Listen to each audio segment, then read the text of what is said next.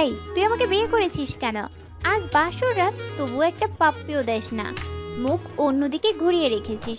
কোথায় ভেবেছিলাম বর এই করবে সেই করবে, শাকচুনি বান্ধবীদের কথার সাথে কোনো মিল দেখতে পাচ্ছি না। বাসরাতে নতুন বউয়ের মুখে তুই নামক ডাকটা শুনে খানিকটা অবাক হলাম। কি হলো, কিছু বলছিস না কেন? বিয়ে কেন করেছিস? কিছু করবি না? না করলে ফল কাটা ছুরি গলায় চালিয়ে দিব। এই, তুই ভয় পাইছিস কেন? ছুরি তো চালাবো আমার গলায়, আর ফাঁসি হবে তোর। সরি, তুই করে বলে ফেললাম। আচ্ছা বাদ দেন ওইসব, তাকান আমার দিকে। আমার বুকের ঠিক বাম পাশটায় একটা তিল আছে। বুকের বাম পাশে তিল থাকলে নাকি বর অনেক রোমান্টিক হয়। পিচ্চি বউয়ের মুখে এসব কথা শুনে বিস্ময়ের দৃষ্টিতে তাকিয়ে বলতে লাগলাম, মানে কি বলছেন এইসব? এইসব কি বলতে হয়? চুপচাপ ঘুমান, নইলে নিচে শুতে হবে। বয়স 15 হবে কিনা সন্দেহ আছে, কথা বলে কি এক একটা। হায় আল্লাহ, কি বলেন আপনি? না আমার স্বামী, ভাবি বলেছে স্বামীর কাছে সব বলতে হয়। আচ্ছা, আরো কোথায় কি আছে বলবো কি? জানেন, আমার না নাভির কাছে। আল্লাহ, আমাকে বাঁচাও। মেয়েটা তো দেখছি আমায় পাগল বানিয়ে ছাড়বে। এই পিচ্চি, চুপ করবে তুমি? শুনেছি বাসর ঘরে নাকি এই হয় সেই হয় স্বামী স্ত্রীর মাঝে। আপনি তো দেখছি কিছুই করছেন না, একটা কিস তো করতে পারেন। ছাই রোমান্টিক আপনি। আচ্ছা, জড়িয়ে নিতে তো পারেন, তা না করে মাঝখানে কোলবালিশ দিয়ে রাখছেন। কার কাছে শুনেছো? আর কেন, ভাবির কাছে। কি শুনেছো? ভাবি বলেছে স্বামী যেমন যেমন করতে বলে তেমনই করতে। ও আচ্ছা, খুব ভালো তোমার ভাবিটা। এখন তুমি ঘুমিয়ে যাও। তোমার ভাবি বলেছে না স্বামী যা বলেছে তাই করতে, সো তাড়াতাড়ি ঘুমিয়ে যাও। তাহলে ঘুমাবো? বাসর রাতে নাকি ঘুমায় না? তুমি কি আমাকে ড্রপ দিচ্ছ? আচ্ছা, কোলবালিশটা সরাও, মাঝখানে ইন্ডিয়া পাকিস্তান করে রাখছো। এই পিচ্চি, চুপ করবে? আমার জীবনটা নরক বানাতে এসেছে। ঘুমাও বলছি। বাসর রাতে কত কি করে শুনেছি স্বামী স্ত্রী, আর আমাকে ঘুমাতে বলছো? আচ্ছা, একটা আইডিয়া শুনবেন আপনি? আবার আইডিয়া? আচ্ছা বলো, কি বলবে?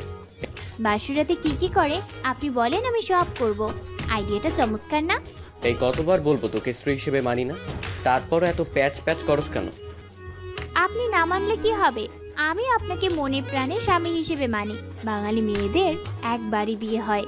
যখনই আল্লাহ তাআলার কালাম পড়ে 3বার কবুল বলেছি, তখন থেকে আপনাকে স্বামী হিসেবে গ্রহণ করেছি।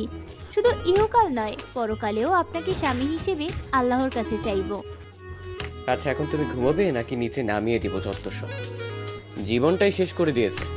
বিয়ে নিয়ে কত স্বপ্ন ছিল, বাসরাত নিয়ে কত পরিকল্পনা ছিল, কিন্তু কপালে যে বাচ্চা মেয়েটাকে বিয়ে করতে হবে তা কখনো জানতাম না।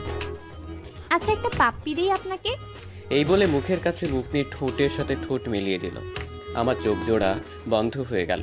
পিচ্চির নাকের গরম শ্বাস জানান দিচ্ছে পিচ্চিটা কতটা কাছে চলে এসেছে আমার। আমি ধাক্কা দিয়ে সরিয়ে ঠাস ঠাস করে চড় বসিয়ে দিলাম। এই মেয়ে, বাসরাতে শখ যাচ্ছে? নাক টিপ দিলে দুধ বের হয়ে আসবে, আর সে কিনা বাসরাত নিয়ে লাফালাফি। যত সব।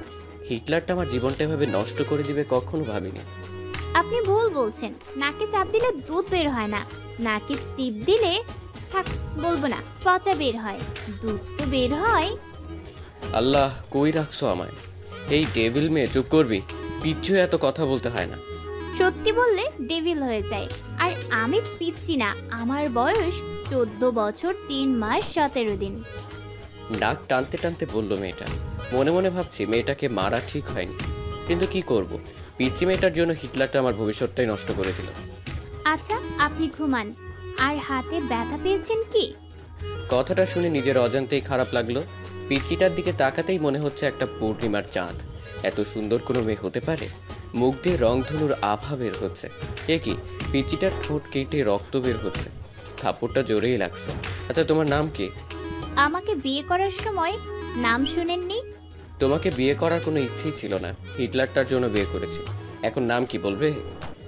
এখন বলে লাভ নেই, বিয়ে করে ফেলেছেন। শোনেন, আমার নাম কারিমা জাহান কথা। আচ্ছা, কথা, সরি। তোমার লাগেনি তো? এই যে নাও, টিস্যু দিয়ে রক্তটা মুছে নাও। আপনি না বলেছেন আমাকে স্ত্রী হিসেবে মানেন না? না মানলে আমার জন্য কষ্ট পেতেন না। হয় চুপ করবি?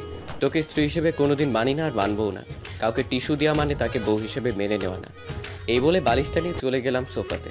আর একটু থাকলে আমি পাগল হয়ে যাব। কই যাচ্ছেন আপনি?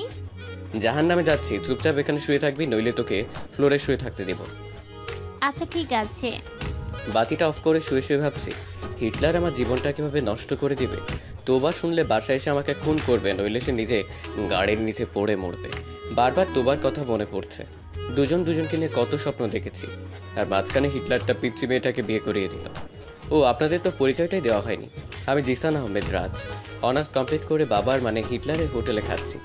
হঠাৎ রুমের বাতিকে যেন জ্বালিয়ে দিল। এই পিচ্চি, কি করো? কেন দেখতে পাচ্ছেন না আপনি? কাপড় কেন খুলছো? আমি কাপড় পরে ঘুমাতে পারি না। যত সব, এই কাপড় পরো। আর যদি কাপড় খুলতে দেখেছি কি যে করব। আপনি না বললেন ঘুমাতে? এত ভারী কাপড় পরে কেউ ঘুমায়? কেউ যদিও বা না ঘুমাই, তুই ঘুমাবি, ঘুমা বলছি। বাবা, আমার স্বামী আমাকে কাপড় খুলতে দেয় না। কথাটা বলতেই মুখটা চেপে ধরলাম। এই তোমার কি হয়েছে? এসব কি বাবাকে বলতে হয়? তো কি করব? কাপড় পরে ঘুমাতে পারি না, তাই বাবাকে ডাক দিচ্ছি। বাবা বলেছে যদি কোনো সমস্যা হয় বাবাকে বলতে। আচ্ছা তাহলে কাপড় খুলেই ঘুমাও।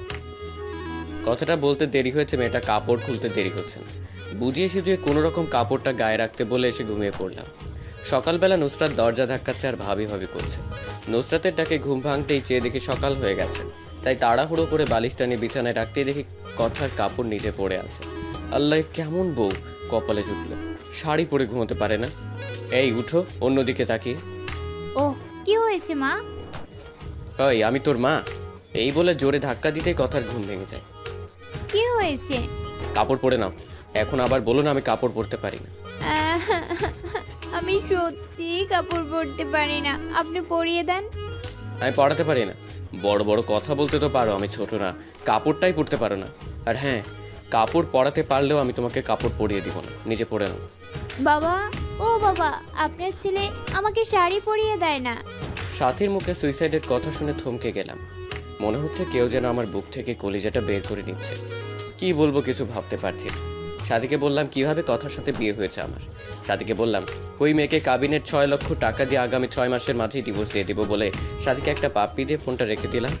পেছন দিকে তাকাতেই দেখি পিচ্চিটা আবার পিছনে দাঁড়ানো, চোখ থেকে অশ্রু গাল গড়িয়ে পড়ছে। আমি ফিরে তাকাতেই দৌড়ে রুমে গিয়ে দরজা লক করে দিল। যাওয়ার আগে বলে গেল সে জীবন রাখবে না। আমি যাওয়ার আগেই দরজা লক করে দিল পিচ্চিটা। খুব ভয় হচ্ছে। দরজার কাছে গিয়ে বললাম প্লিজ আমার পিচ্চি বউ দরজা খুলো। আর অমন কথা বলবো না, খুব কষ্ট হচ্ছে। মনে মনে ভাবলাম মা বাবাকে ডাক দেয়, পিচ্চিটা যদি কিছু করে ফেলে। যখনই মাকে ডাক দিব তখনই পিচ্চিটা দরজা খুলে বলল, কি বললা? আমি তোমার পিচ্চি বউ? তুমি কি করে ভাবলে আমি সুইসাইড করবো? আর ওই শাকচুন্নিটা তোমার সাথে ঘর করবে? আমি তোমায় ছাড়ছি না। তবে আমি সব শ্বশুরকে বলে দিব। বলবো তুমি এক শাকচুন্নিকে বলছো তুমি তাকে বিয়ে করবে, আমাকে ডিভোর্স দিবে। আরে না, মজা করছি। আমার বউটা কত কিউট। মিথ্যা গুছিয়ে বলতে হয়। আমাকে ঢপ দিচ্ছ, আমি বাবাকে ঠিকই বলে দিব। প্লিজ কথা বলো না। বলবো না, তবে একটা শর্ত আছে। কিসের শর্ত? আমাকে 5 মিনিট কিস করতে হবে। What kiss? না, লিপ কিস। সম্ভব না, প্লিজ পাগলামো করো না। কি করব? আমি না তোমার বউ? বাসুরাতে কিছু করছো না? বিড়াল মারছো না অন্য কিছু? একটা বিড়াল ধরে মারলে কি এমন ক্ষতি হতো? ভাবি তো বলে দিল ঠিক মতো বিড়াল মারতে। এখন আবার লিপ কিসও করতে চাচ্ছ না? আমি ছোট বলে ঠকাচ্ছ। আমি বাবাকে সব বলে দিব। বলবো যে তুমি... আচ্ছা বলছি। বাবা, ও বাবা। কথাটা বলার আগে অনিচ্ছা সত্ত্বেও নিজেকে বাঁচাতে পিচিটার ঠোঁটের সাথে ঠোঁট মিলিয়ে দিলাম। চোখ জোড়া বন্ধ হয়ে আছে। পিচিটা শক্ত করে জড়িয়ে ধরে আছে আমায়। আমি ছাড়াতে চেয়েও ছাড়াতে পারছি না। হঠাৎ দরজার বাহির থেকে জান্নাত ডাকছে। জান্নাত দরজা ধাক্কা দিয়ে মেরে খোলার সাথে সাথেই কথাকে নিজের কাছ থেকে ছাড়িয়ে নিলাম। জান্নাত বলল যে বাবা আমাকে আজ অফিস যেতে বলেছে। জান্নাতকে বললাম বাবাকে বললো আমি অফিস যাচ্ছি। বাসা থেকে বের হয়ে স্বস্তির নিঃশ্বাস নিলাম। পিচিটার হাত থেকে বাঁচলাম। গাড়িতে থাকা অবস্থায় একটা মেসেজ আসলো। মেসেজে লেখা, ইমুতে আসো। ইমুতে গিয়ে দেখি সাথী হাত কেটে পিক দিয়েছে। সাথে সাথে ফোন দিলাম। কতক্ষণ রিং হওয়ার পর ফোন ধরলো সে। এই পাগলি, এমনটা কেউ করে? আমি কাকে নিয়ে বাঁচবো? আমি যে তোমাকে ছাড়া বাঁচবো না। কি করব? তোমার বউ হয়ে তোমার বাড়িতে আমার যাওয়ার কথা ছিল। নিজের ভালোবাসা মানুষ অন্যের বুকে, যাকে নিজের থেকে বেশি ভালোবাসতাম, আজ সে আমার না। কেন যে আল্লাহ আমাকে এইসব দেখার জন্য বাঁচিয়ে রেখেছে। আমি সত্যি বাঁচতে চাই না রাজ। এই জীবনে তোমাকে পাবো না, সেই জীবন রেখে কী লাভ বলো? প্লিজ থামবে তুমি? আমার যা সহ্য হচ্ছে না। তুমি আজ বিকেলে প্লিজ আমার সাথে পার্কে দেখা করো। আচ্ছা, 4টায় দেখা করবো। এদিকে অফিস শেষ করে 4টায় পার্কের দিকে রওনা দিলাম। পার্কে গিয়ে দেখি সাথী নীল শাড়ি পরে বসে আছে। সাথীর পাশে গিয়ে বসলাম। বাতাসে সাথীর চুল থেকে মাতাল হাওয়া আসছে। আমার বসা দেখে সাথী আমার দিকে চেয়ে কেঁদে দিল। সাথীর চোখ থেকে টুপটুপ করে পানি পড়ছে। মনে হচ্ছে আমার হৃৎপিণ্ডে রক্তক্ষরণ হচ্ছে। সাথীর কাজল কালো চোখ জোড়া চোখের পানিতে লেপ্টে যাচ্ছে। চোখগুলি ফুলে গিয়েছে। হাতের দিকে তাকাতেই কলিজাটা কেঁপে উঠল। সাথী হাতে ব্যান্ডেজ, বুঝতে বাকি রইল না যে এটা সাথীর পাগলামি। চোখ দিয়ে অনবরত পানি আসছে। কিভাবে ভুলবো 3 বছরের ভালোবাসা? এই তুমি কাঁদছো কেন?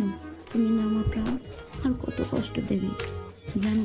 যখন শুনেছি তোমার বিয়ে হয়ে গেছে, মনে হয়েছিল প্রাণটাকে বের করে নিচ্ছে।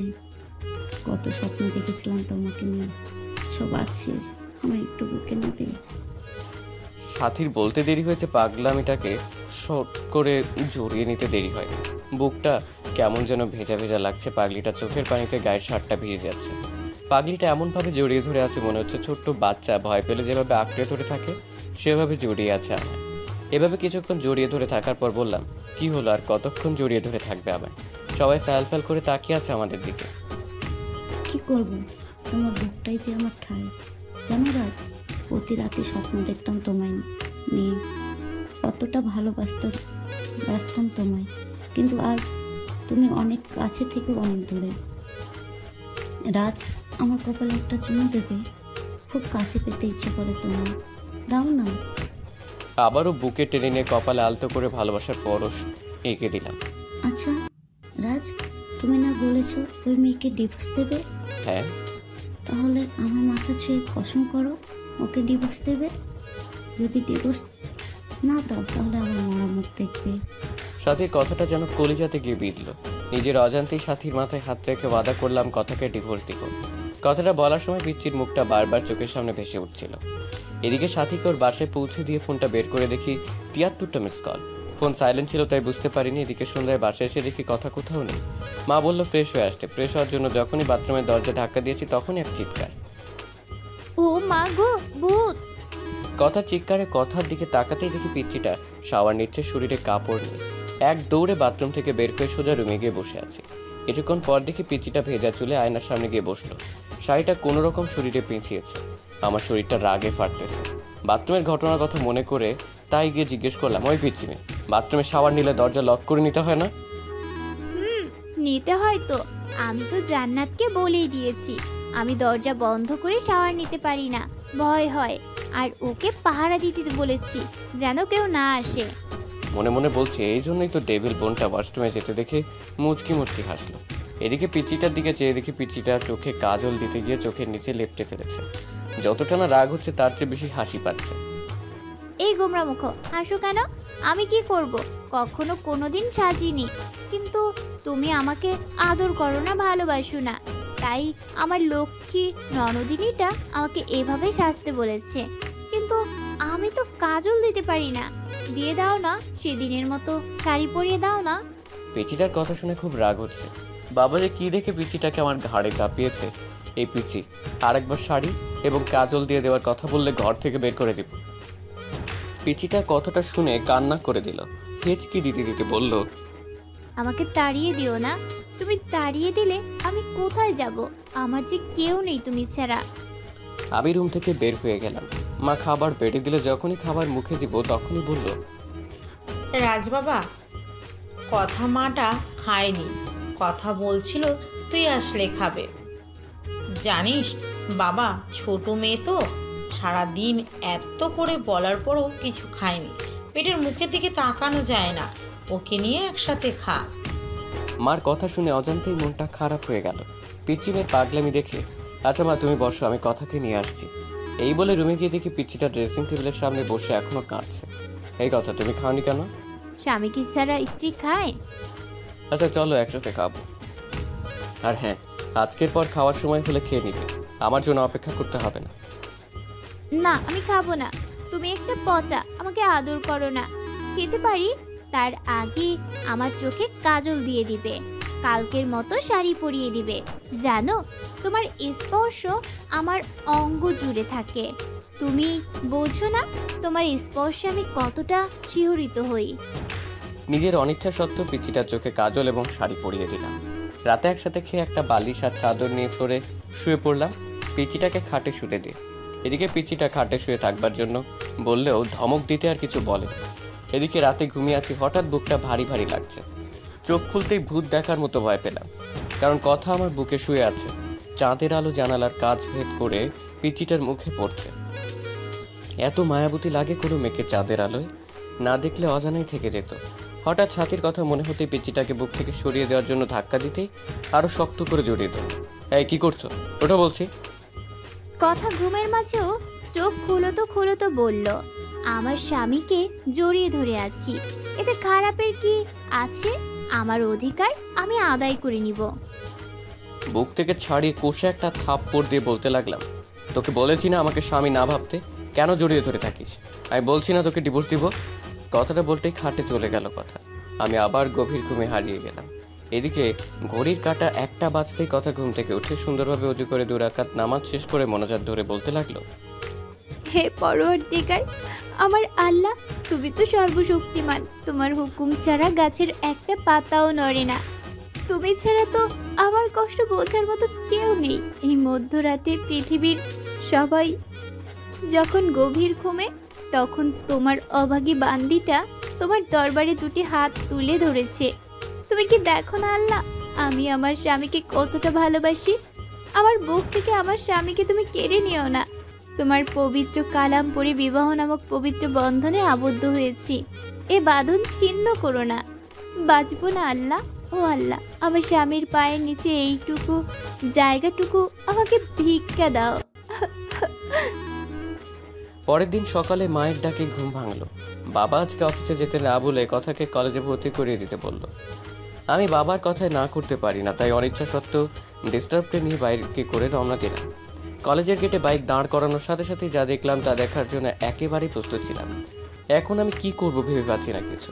সাথে কেমন করে যেন তাকিয়ে আছে, মনে হচ্ছে এখনই বৃষ্টি নামবে। কথাকে কলেজে ভর্তি করিয়ে দিয়ে যখনই কলেজ গেট পার হয়েছি তখনই দেখি কলেজের পাশে রেল লাইনে একটা মেয়ে দাঁড়িয়ে আছে। মিনিট 10 পর ট্রেন আসবে, বুঝতেছি না কি করব। বাইক নিয়ে একটু কাছে যেতে বুকটা কেঁপে উঠল। সাথে রেল লাইনের মাঝখানে দাঁড়িয়ে আছে, ট্রেন আসার শব্দ হচ্ছে। মিনিট 5 মাঝে ট্রেন আসবে। এদিকে সাথীকে ডাকছি, সাথী চোখ বন্ধ করে আছে। এদিকে বাইক রেল লাইনের সাইডে পাথরের সাথে ধাক্কা লেগে পড়ে যায়। বাইক পড়ে আমার উপর। আমি খুব চেষ্টা করছি আমার উপর থেকে বাইক সরাতে, কিন্তু পারছি না। এদিকে দেখা যাচ্ছে ট্রেন প্রায় কাছে এসে পড়েছে। বুকের হার্টবিট বেড়ে যাচ্ছে। সাথীকে গলা চিঁচিয়ে ডাকছি, তারপরও সাথী শুনছে না। এই দৃশ্য আমি সহ্য করতে পারবো না। মনে মনে আল্লাহ তাআলার কাছে সাহায্য চাচ্ছি। চোখ দিয়ে নীরবে অশ্রু ঝরছে, হাঁটু কেটে রক্ত বের হচ্ছে, বুকটা ফেটে যাচ্ছে। পাগলের মতো আল্লাহকে ডাকছি আর বাইক সরাতে চেষ্টা করছি।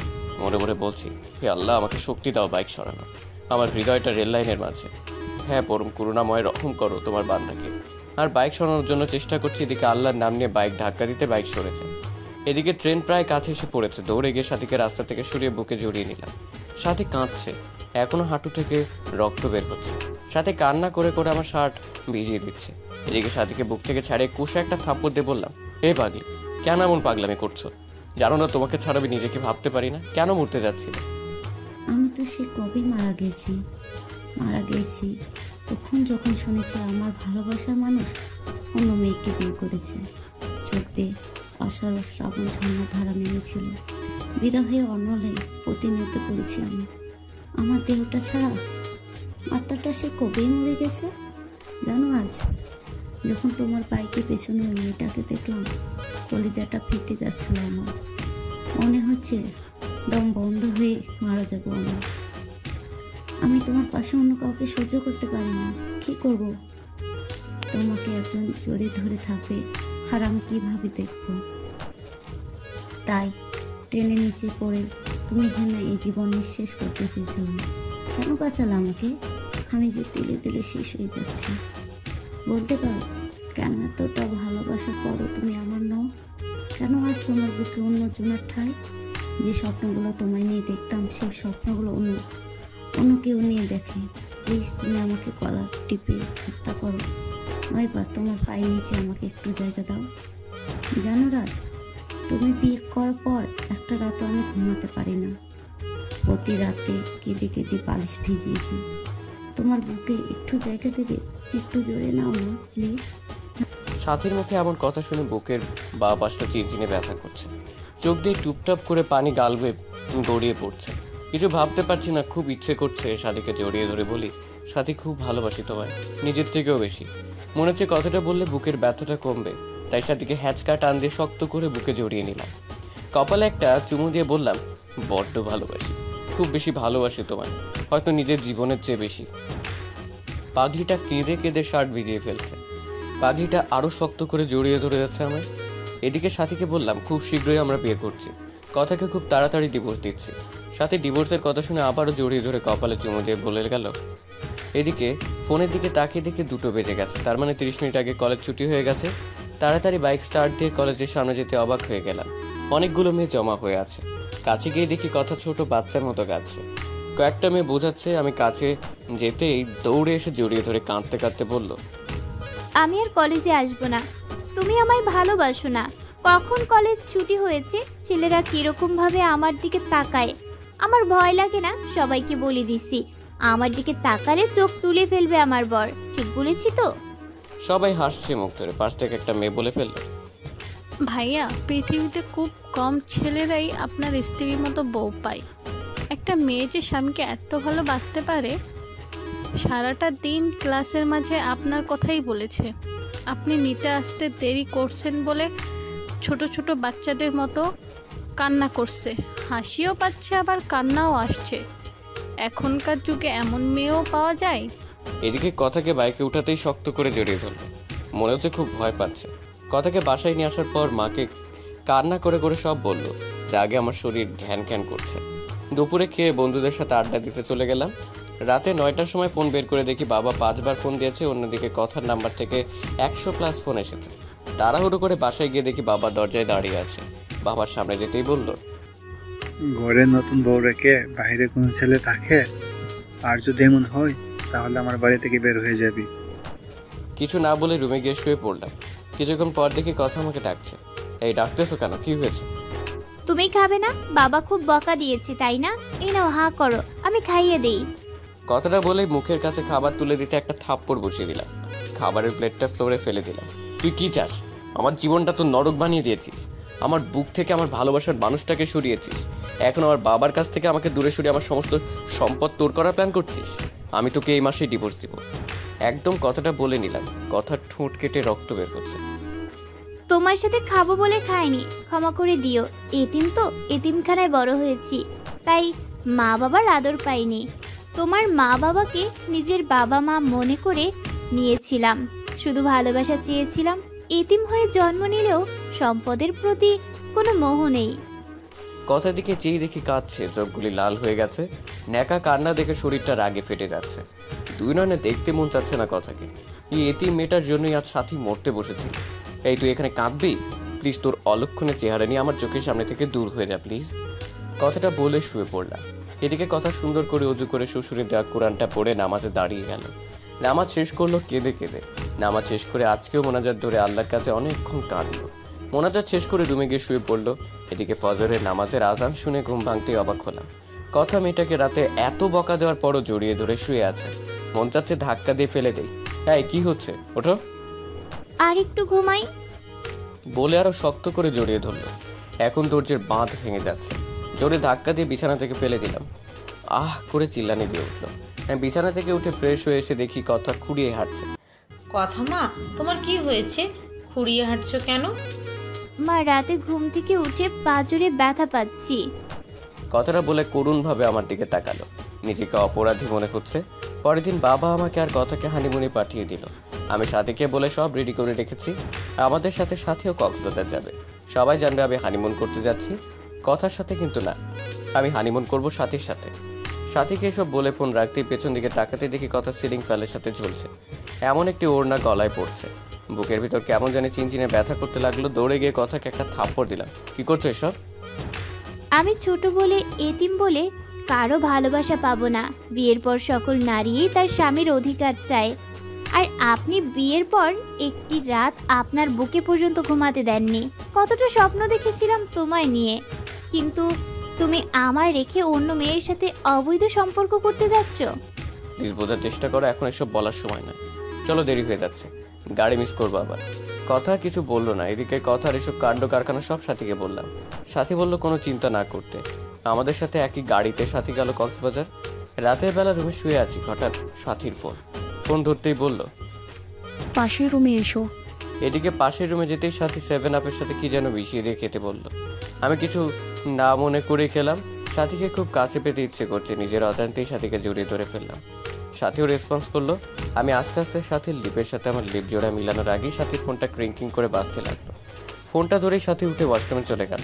এদিকে কিছুক্ষণ পরে সে বলল, বাবু আমি অসুস্থ, কাল যা মন চায় তাই করো। এই বলে আমাদের রুমে দিয়ে গেল। কথাকে বলল সে আমাদের কলেজ ফ্রেন্ড। কথা কখনো সাথীকে দেখেন। এদিকে রুমে গিয়ে বিছানায় শুয়ে পড়লাম। এখন আমার শরীর আর চোখ দিয়ে উত্তাপ বের হচ্ছে। কথা আজ খুব সুন্দর করে সেজেছে। নীল শাড়ির সাথে ম্যাচিং ব্লাউজ, সাথে নীল রঙের চুড়িতে কি অপরূপটাই লাগছে। কথার চোখে কাজল দেওয়াতে আরো মায়াবী লাগছে। কথা এসে খাটে বসতেই টান দিয়ে বুকে জড়িয়ে নিলাম। কটনের আকস্মিক ব্যবহারে কথা কিছুটা বিব্রত হলো। আপনাকে একটা কথা বলবো। বলো, কি বলবে? আপনার কাছে একটা জিনিস চাইবো, দিবেন তো আমাকে? আচ্ছা বলো, দেওয়ার মতো হলে দিব। টাকা লাগবে কি? না, আমার টাকা চাই না, আমার তো তোমাকে চাই। কি বলবে? না কিছু না। শোনো, তুমি কি আমাকে একটা কিউট মেয়ের মা বানাবে, যার নাম হবে তোমার নামানুসারে রাইসা? ইস, বাবুর মা হবার কথা বলে কিরকম লজ্জা পেয়েছে। লজ্জা পাবোই তো। আমি কথার কারের কাছে মুখটা নিয়ে বললাম, কাছে আসো, তোমাকে রাইসার মা বানাচ্ছি। দুষ্টুমির ছলে কথাটা বললাম। কথা ছোট বাচ্চার মতো আমার বুকে মুখ লতালো। আমি কথার কপালে একটা চুমু দিয়ে আরো শক্ত করে জড়িয়ে ধরলাম। পিচিটা টাঁট ঠোঁট জোড়া আমার ঠোঁটের সাথে মিলিয়ে দিল। এরপর নারী পুরুষের সবচেয়ে ঘনিষ্ঠ কিছু মুহূর্ত পার করলাম। তারপর বুকে জড়িয়ে শুয়ে পড়লাম। সকালে ঘুম থেকে উঠে দেখি কথার কাপড় চোপড়ে কিছু ঠিক নেই। আমার শরীরের বিভিন্ন জায়গায় লিপস্টিকের দাগ। পিচিটা এখনো শক্ত করে জড়িয়ে ধরে আছে আমার। রাতের কথা মনে হতে লাফ দিয়ে উঠলাম। এ কি করলাম আমি? আমি তো কথাকে ডিভোর্স দিব, তবে কেনই বা তার সতীত্ব হরণ করলাম? মাথা কাজ করছে না। কথাকে আজ খুশি খুশি লাগছে। বিয়ের পর কখনোই এতটা খুশি দেখিনি ওকে। সকাল সকাল ফোন দিয়ে সাথীকে সবকিছু বললাম। সাথে আমার কথা শুনে তেলে বেগুনে ফুলে উঠলো। সাথীকে বললাম, সবকিছু তোমার জন্য হয়েছে। তুমি যদি গত রাতে সে মেডিসিন না খাওয়াতে তাহলে এমনটি হতো না। আচ্ছা বাদ দাও, কোনো চিন্তা করো না। কাল তোমাকে একটা পিল দেবো, সেটা খাইয়ে দেবো, তাহলে কোনো চিন্তা করতে হবে না। সাথীর কথা শুনে বেশ অবাক হলাম, কিন্তু সাথীকে ভালোবাসি, কথাও দিয়েছি সাথীকেই বিয়ে করব। তাই আর কোনো কিছু চিন্তা না করে রাজি হয়ে গেলাম। পরের দিন রাতে একটা পিল নিয়ে বললাম, খেয়ে নাও তো পিলটা। কথা, কিসের পিল এটা? আমি তো সুস্থ, আপনি কিসের পিল খেতে বলছেন আমাকে? তোমাকে মিথ্যে বলে লাভ নাই, ক্ষমা করে দিও। সেদিনের রাতে তোমার সাথে যা হয়েছে তা নিছক একটি দুর্ঘটনা মাত্র। আমি জানি তুমি যা হারিয়েছো তা পৃথিবীর বিনিময়ে ফিরিয়ে দিতে পারবো না। আমি ডিভোর্স পেপার রেডি করে রেখেছি, তাই আমি চাই না আমার সন্তান তুমি গর্ভে ধারণ করো। চিন্তা করো না, ডিভোর্সের সাথে তোমাকে 20 লাখ টাকার একটা চেক দিয়ে দিচ্ছি, সময় করে ব্যাংক থেকে তুলে নিতে। এদিকে আমার কথাটা শুনে কথা আমার 2 পা জাপটে ধরে বলতে লাগলো, প্লিজ আপনি আমার গর্ভের সন্তান নষ্ট করতে বলবেন না। আপনার মন চাই আপনি আরেকটা বিয়ে করেন। আমি কখনো কোনোদিন স্বামীর অধিকার চাইব না। আপনার বাড়িতে তো 2টো কাজের মেয়ে রাখছেন, আমাকে নিয়ে না হয় 3টা হবে। প্লিজ আমার সন্তানকে নষ্ট করে দিতে বলবেন না প্লিজ। আমি সারা জীবন আপনার বাসায় কাজের মেয়ে হয়ে থাকব, কোনো পারিশ্রমিক দিতে হবে না। শুধু আমাকে ডিভোর্স দিয়েন না। আমার সন্তানটা যেন বলতে পারে আপনি তার বাবা। আমি চাই না আমার মতো আমার অনাগত সন্তানটা পিতৃহীন পরিচয়ে বড় হোক। প্লিজ একটা এতিমকে এভাবে ফিরিয়ে দিবেন না। আপনার পায়ের নিচে একটু জায়গা দেন, নয়তো গলা টিপে মেরে ফেলেন। এই কি করছো? পা ছাড়ো। আমি পারবো না, আমার জীবনের সাথী ছাড়া কেউ নেই। এখন পিলটা খেয়ে নিবে, যদি না খাও মনে করব তুমি আমার বুকে পা রেখে তুমি গর্ভধারণ করবে, কারণ তোমার ইচ্ছে। প্লিজ এমন কসম দিও না। আমার কাছে যে তোমার স্থান সবার উপরে। পারবো না আমি তোমার বুকে পা রেখে সন্তান নিজের মাঝে বড় করতে। ক্ষমা করে দিও কথা, এছাড়া আমার কোনো উপায় ছিল না। এই নাও পিল, আর এই নাও পানি, খেয়ে নিও। আচ্ছা দাও। এই বলে জন্ম নিয়ন্ত্রণ পিলটা হাতে নিয়ে নিল। চোখ থেকে টপ টপ করে পানি পড়ছে। করুণ দৃষ্টিতে তাকিয়ে আছে। মনে মনে ভাবছে হয়তো আমি বলবো পিল খেতে হবে না কথা, কিন্তু না, আমি কোনো কথা বললাম না। কথা আমার দিকে তাকিয়ে থেকে বিষ যেমন করে মানুষ মুখে নেয় তেমনি করে মুখে নিয়ে নিল। গ্লাস থেকে একটি পানি মুখে দিল। নিজের অজান্তেই মনে হচ্ছে খুব বড় কোনো পাপ করে ফেললাম। এদিকে মা ফোন করলো যে বাবা অসুস্থ, তাই বাড়ি ফিরে যেতে হবে। মনে মনে স্থির করে নিলাম বাড়িতে ফিরে ডিভোর্স পেপারের জন্য আবেদন করব। কথাকে নিয়ে বাসায় ফিরলাম। এদিকে সাথী বলল যে কথাকে আমাদের দুজনের মাঝ থেকে সরিয়ে ফেলবে। আমি অনেক বোঝানোর পর সাথী বলল, সেই দিন কক্সবাজার মেয়েটা যা বলেছিল সবই শুনেছি। আর সবচেয়ে বড় কথা হলো, মেয়েটাকে তোমার বাবা অনেক স্নেহ করে। আমি তোমাদের বাড়ির রহিমের কাছে খবর পেয়েছি যে তোমার বাবা নাকি তোমার সম্পত্তি কথার নামে লিখে দেবে। তাই আমাদের ভবিষ্যতের জন্য কথাকে আমাদের পথ থেকে সরে দেবে। আমি তোমাকে না বলে প্রফেশনাল কিলারের সাথে কন্ট্যাক্ট করেছি। না, এ হতে পারে না। আমাদের ভালোবাসার জন্য একটা নিষ্পাপ জীবনকে হত্যা করব? না সাথে, এটা করা ঠিক হবে না। বাবু দেখো, আমি চাই না কিন্তু তোমার বাবা কখনো কথা বেঁচে থাকতে আমাকে মেনে নেবে না। আর তোমাকে না পেলে আমি বাঁচবো না। সত্যি মরে যাব। তুমি আমার নিঃশ্বাস, তুমি আমার প্রাণ। জানো, তুমি কথাকে বিয়ে করার পর একটি রাতও শান্তিতে ঘুমোতে পারিনি। এতটা ভালোবাসা পড়ো কেন হলো আমার মাঝে এত বড় দেয়াল তুলে দিল? প্লিজ তুমি আমাকে খুন করে ফেলো, নয়তো আমাকে তোমার বুকে টেনে নাও। তোমার বুকটাই যে আমার শেষ ঠিকানা। তোমার বুকে গিয়ে আমি শেষ নিঃশ্বাস ত্যাগ করতে চাই। প্লিজ কান্না করো না। আমি সব সইতে পারি, কিন্তু তোমার কান্না সহ্য করতে পারি না। তোমাকে যে বড্ড ভালোবাসি, কিন্তু আমাদের ভালোবাসার জন্য একটা নিষ্পাপ জীবনকে কেমনে সরিয়ে ফেলি? আল্লাহ কি ক্ষমা করবে আমাদেরকে? জানি এটা অন্যায়, কিন্তু এই ছাড়া আমাদের কোনো উপায় নেই। কথাটা বলে হাতটা নিয়ে সাথীর গলা চেপে মেরে ফেলতে বলল। প্লিজ কিলমি, আমাকে গলা চেপে মেরে ফেলো। তোমাকে ছাড়া বাঁচাতে পারবো না। জানো রাজ, মেয়েরা সব ভাগ দিতে পারে, তবে একটা ভাগ ছাড়া, তা হলো তার ভালোবাসার ভাগ। আমার সহ্য হয় না কথাকে। যে বুকে আমার থাকার কথা, সেই বুকে সেই মেয়েটা থাকে। যে স্বপ্ন তোমাকে নিয়ে দেখেছি, সেই স্বপ্ন পূর্ণ করছে সে মেয়েটা। আমাকে তুমি হত্যা করতে পারবে না তোমার সেই স্ত্রীর কথাকেও হত্যা করতে, কিন্তু তোমাকে আমার হত্যা করতে হবে না। তুমি হিনা, আমি এই জীবন দিয়ে কি করবো? কথাটা বলে কাঁদতে কাঁদতে ব্লেড দিয়ে হাত পোঁচ দিল। হাত থেকে ফিরকি দিয়ে রক্ত বেরোতে লাগলো। সাথীর চোখ দিয়ে টুপটাপ করে পানি পড়তে লাগলো। সাথীর রক্ত দেখে নিজের কলিজার ফেটে যাচ্ছে। ঠাস করে চড় বসিয়ে দিলাম সাথীর গালে। আমার থাপ্পড়কে ফুপিয়ে কাঁদতে লাগলো। শক্ত করে জড়িয়ে ধরলাম সাথীকে শক্ত করে জড়িয়ে ধরে বলতে লাগলাম, কেন এভাবে পাগলামো করছো? তোমাকে ছাড়া আমি কেমনে বাঁচবো? কথাকে তাহলে খুব শীঘ্রই আমাদের মাঝ থেকে সরিয়ে আমার ময়না পাখিটাকে আপন করে নিব। বুকের ভিতর চাপা কান্নার আওয়াজ পেলাম। সাথীকে আমাকে ছেড়ে দিয়ে আমার কপালে ভালোবাসার স্পর্শ এঁকে দিলাম। সাথীকে বাসায় ড্রপ করে বাসায় আসতে দেখে কথা খাবার নিয়ে বসে আছে। রাত প্রায় 10টা। আমি কিছু না বলে শুয়ে পড়লাম। আপনি খাবেন না? কিছু খেয়েছেন? মন খারাপ আপনার? হ্যাঁ, বাইরে থেকে খেয়ে এসেছি। আর হ্যাঁ, মন খারাপ আমার, আর তার কারণ তুই। পিচিটার দিকে তাকিয়ে দেখি কাঁদবে ভাব। কম্বলটা টান দিয়ে শুয়ে পড়লাম। মাঝরাতে ঘুম ভাঙতে দেখি কেউ একজন শক্ত করে জড়িয়ে রেখেছে আমার। চোখ খুলে দেখি পিচিটা আমার বুকে। চাঁদের আলো পিচিটার মুখে এসে পড়ছে।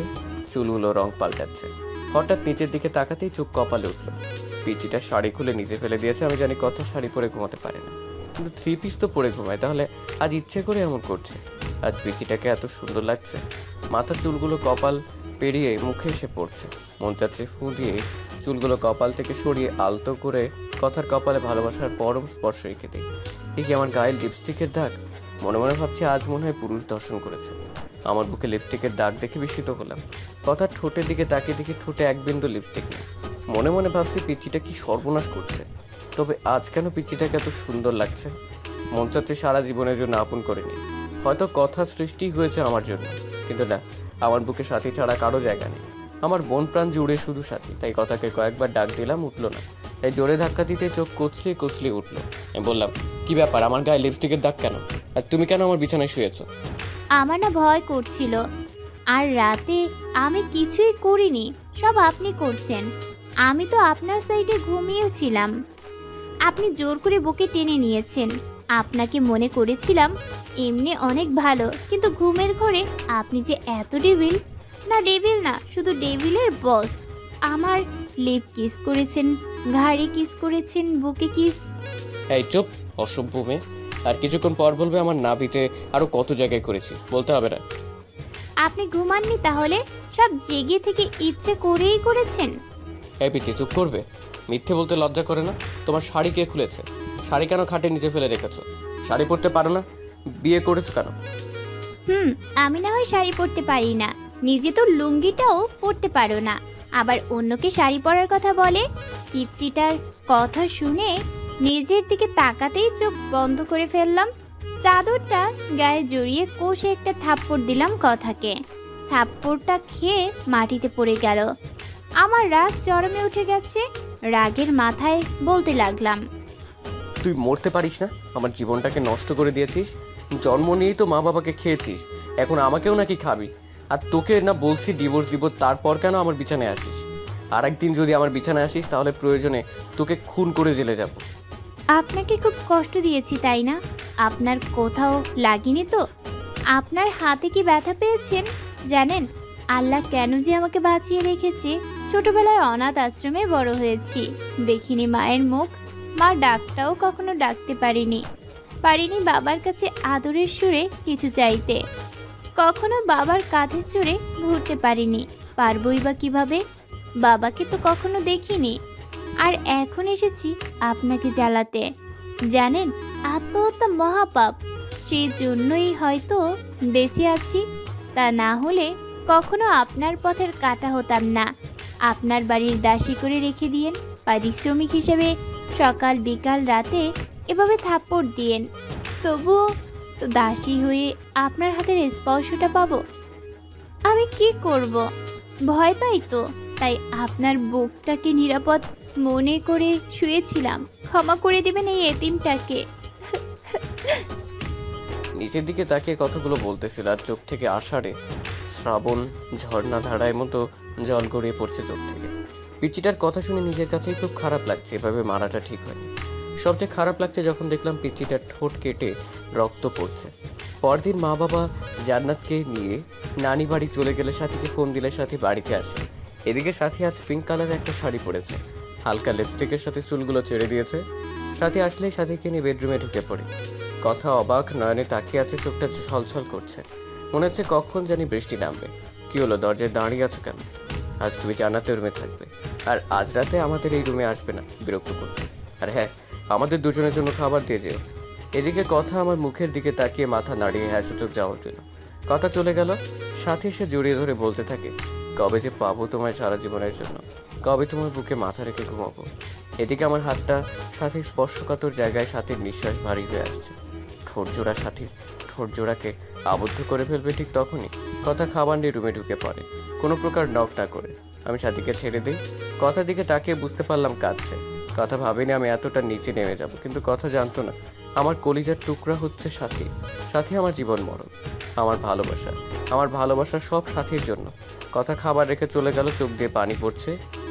দেখা গেল কথা। এদিকে সাথীর সাথে গল্প করতে করতে কখন যে আমি আর সাথী ঘুমিয়ে যাই খেয়াল নেই। সাথীর সাথে ফিজিক্যালি রিলেশন করতে চাইলেও সাথী বিয়ের পরের কথা বলে। আমরা সিদ্ধান্ত নিয়েছি 1 সপ্তাহ পর বিয়ে করব, তাই আর জোর করিনি। এদিকে মাঝরাতে কারো চাপা কান্নার আওয়াজে ঘুম ভেঙে যায়। চোখ খুলতেই দেখি সাথী আমার বুকে। সাথীকে বুক থেকে সরিয়ে কান্নার আওয়াজ কোথা থেকে আসছে তা দেখার জন্য রুমের বাইরে বের হতেই যা দেখলাম তা দেখার জন্য একেবারেই প্রস্তুত ছিলাম না। কথা জায়নামাজে বসে আছে, দেখে মনে হচ্ছে মোনাজাত ধরে আছে। মাঝে মাঝে ফুপিয়ে কান্নার আওয়াজ আসছে রুম থেকে।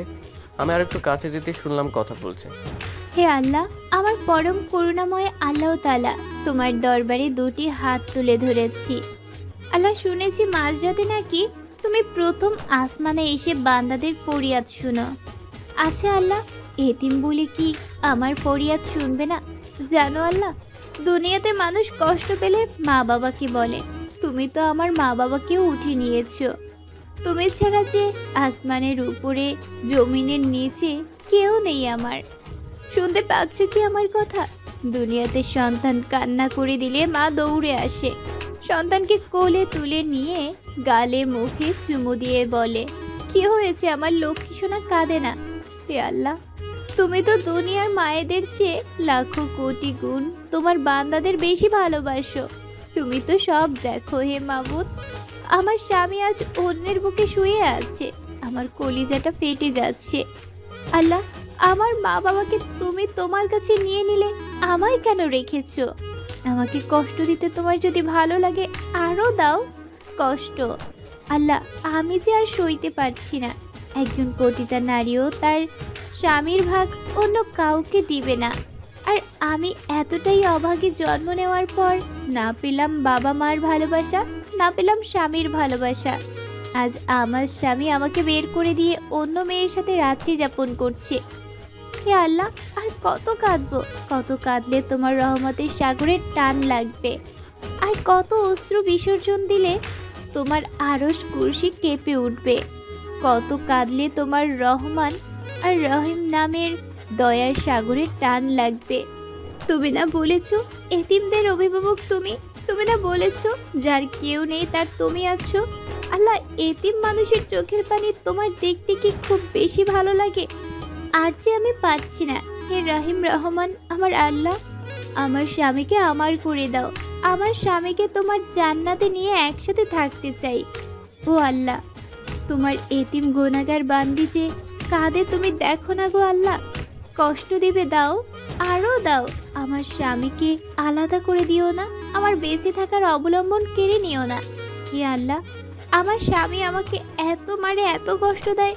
তুমি তো দেখেছো, আমাকে 3 বার থাপ্পড় দিয়েছে। 3 বারই আমার ঠোঁট কেটে রক্ত বাহির হয়ে গেছে। ও আমার আল্লাহ, তুমি আমার স্বামীর ওপর গজব দিও না। আল্লাহ, আমি কিন্তু খুশি আছি, তবুও তুমি রাগ করো না। আমাকে মেরেছে আল্লাহ, তোমায় কিন্তু মারেনি আল্লাহ। আমি কিন্তু খুশি আছি, তুমি রাগ করো না। আমার স্বামীকে তুমি হেদায়েত দাও আল্লাহ, তুমি আমার স্বামীকে হেদায়েত দাও, গজব দিও না। আমার স্বামীর বুকে শেষ নিঃশ্বাস ত্যাগ করার তৌফিক দান করো আল্লাহ। তোমার এতিম গুনাহগার বান্দি এই ফরিয়াদ রেখে তোমার দরবার থেকে হাত নামাচ্ছে আল্লাহ, আমিন। এদিকে দরজার ওপাশ থেকে কথা বলা যাচ্ছে না, নিজের অজান্তে চোখে পানি এসে গেল। পেছন দিকে তাকিয়ে দেখি সাথী। তুমি এখানে, আর আমি সারা বাড়ি তোমায় খুঁজতেছি। এই তুমি কাঁদছো কেন? কথাটা বলে সাথী কান্না করে দিয়ে বলল, কখনো আমায় ছেড়ে যাবে না তো? আমি ভয়ানক একটা স্বপ্ন দেখলাম তোমায় নিয়ে। তুমি আমাকে যদি ছেড়ে যাও তাহলে ফল কাটা ছুরি নিয়ে বলো, এটা আমি আমার গলায় চালিয়ে দেব। তুমি আমাকে ছেড়ে যাওয়ার আগে আমাকে খুন করে আমার লাশের ওপর দিয়ে যাবে। এদিকে সাথী আমার জড়িয়ে ধরে কাঁদতে লাগলো। আমি অনিচ্ছা সত্ত্বেও সাথীকে বাহু ডোরে আবদ্ধ করে নিলাম। সাথী কান্না করতে করতে শার্ট ভিজিয়ে ফেলছে।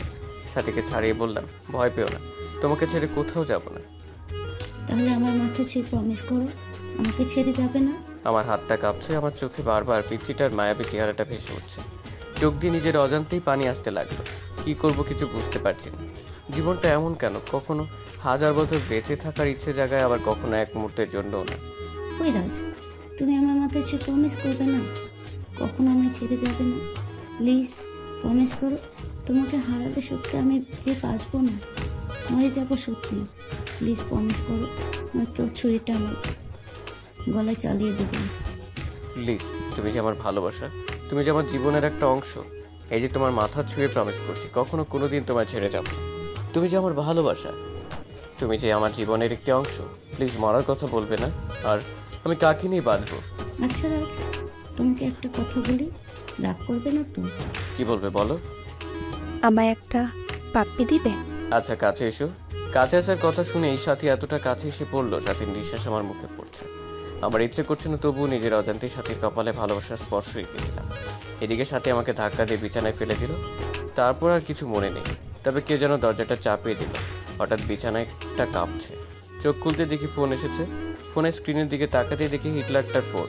আমি ভয়ে ভয়ে ফোন তুলতেই ওপাশ থেকে বলতে লাগলো, কখন থেকে ফোন দিচ্ছি, ফোন ধরার কোনো নাম নেই। কয়টা বাজে? এখনো ঘুমাচ্ছিস? তাড়াতাড়ি এসে গেট খুলে দেয়া যা। ঘাম সারছে। সাথী এখন আমার বুকেই শুয়ে আছে। এত সকালে বাসায় সাথীকে দেখলে আমাকে কুরবানি করবে। মাথা কাজ করছে না। এই সাথী আর কত ঘুমাবে? এবার উঠো। বাবু, আর একটু ঘুমাই। উঠবা তুমি? তাড়াতাড়ি উঠো। সাথী চোখ কুচলিয়ে কুচলিয়ে উঠে বলল, কি হয়েছে? বললাম বাবা এসেছে, বাইরে দাঁড়িয়ে আছে, কুরবানি করবে আজ আমাদের। এখন কি হবে? যা হবার হবে, বুক থেকে সরো, শাড়িটা পরে নাও। সাথী শাড়িটা ঠিক করে রুমের বাইরে এলো। আমি ভয়ে ভয়ে বাসার গেট খুলতেই বাবা বলল, গেট খুলতে এত সময় লাগে? আর ওই মেয়ে এখানে কেন? কেন এসেছে এত সকালে? আমি কি বলবো ভেবে পাচ্ছি না, খুব ভয় হচ্ছে। হঠাৎ কথা বলতে লাগলো, বাবার সাথে আমার বান্ধবী এদিক দিয়ে যাচ্ছিল আর আমাকে ফোন দিলে আমি আসতে বলি। বাসায় আসার পর দেখি রাজার সাথে পূর্ব পরিচিত। সাথী, তুমি কিছু মনে করো না, রাজের বাবা এমনি সব কিছু সন্দেহের চোখে দেখে। আন্টি, আমি কিছু মনে করিনি। আমার আজ তাড়া আছে। এখন তাহলে উঠি, অন্যদিন আবার আসবো। সাথী কথাটা বলে চলে গেল। সাথী চলে গেলে কথাকে ছোট্ট করে ধন্যবাদ দিলাম। কথা করুণ দৃষ্টিতে আমার দিকে তাকালো। কথার কলেজে ক্লাস শুরু হয়েছে, কথাকে বাবা কলেজে দিয়ে আসতে বলল। বাবার কথা মতো কথাকে কলেজ নিয়ে যাবার জন্য বের করলে সাথী ফোন দেয় এবং বলে কথাকে গাড়ি করে যেন কলেজে পাঠায়। সাথীর কথা মতো তাই করলাম। দুপুরে বসে আছি, হঠাৎ কথার নাম্বার থেকে ফোন আসলো। এই ফোনটা ধরতে ওপাশ থেকে অপরিচিত কণ্ঠে কেউ একজন বলল, ফোনটা যার, তিনি দুর্ঘটনায় মারা গেছে। লাস্ট ডায়ালে আপনার নাম্বারটা ছিল। প্লিজ, মেয়েটি যদি আপনার পরিচিত হয়ে থাকে তাহলে শেরপুর সরকারি হসপিটালে আসুন। কথাটা শুনে কিছুক্ষণের জন্য পাথর হয়ে গিয়েছিলাম। কি থেকে কি হয়ে গেল? হসপিটালে গিয়ে দেখি মাথাটা কেমন থেতলে গেছে, নাক দিয়ে রক্ত বের হয়ে আছে, মুখটা অনেক মায়াবী লাগছে। আজ কেন জানি বুকটা ফেটে কান্না আসছে।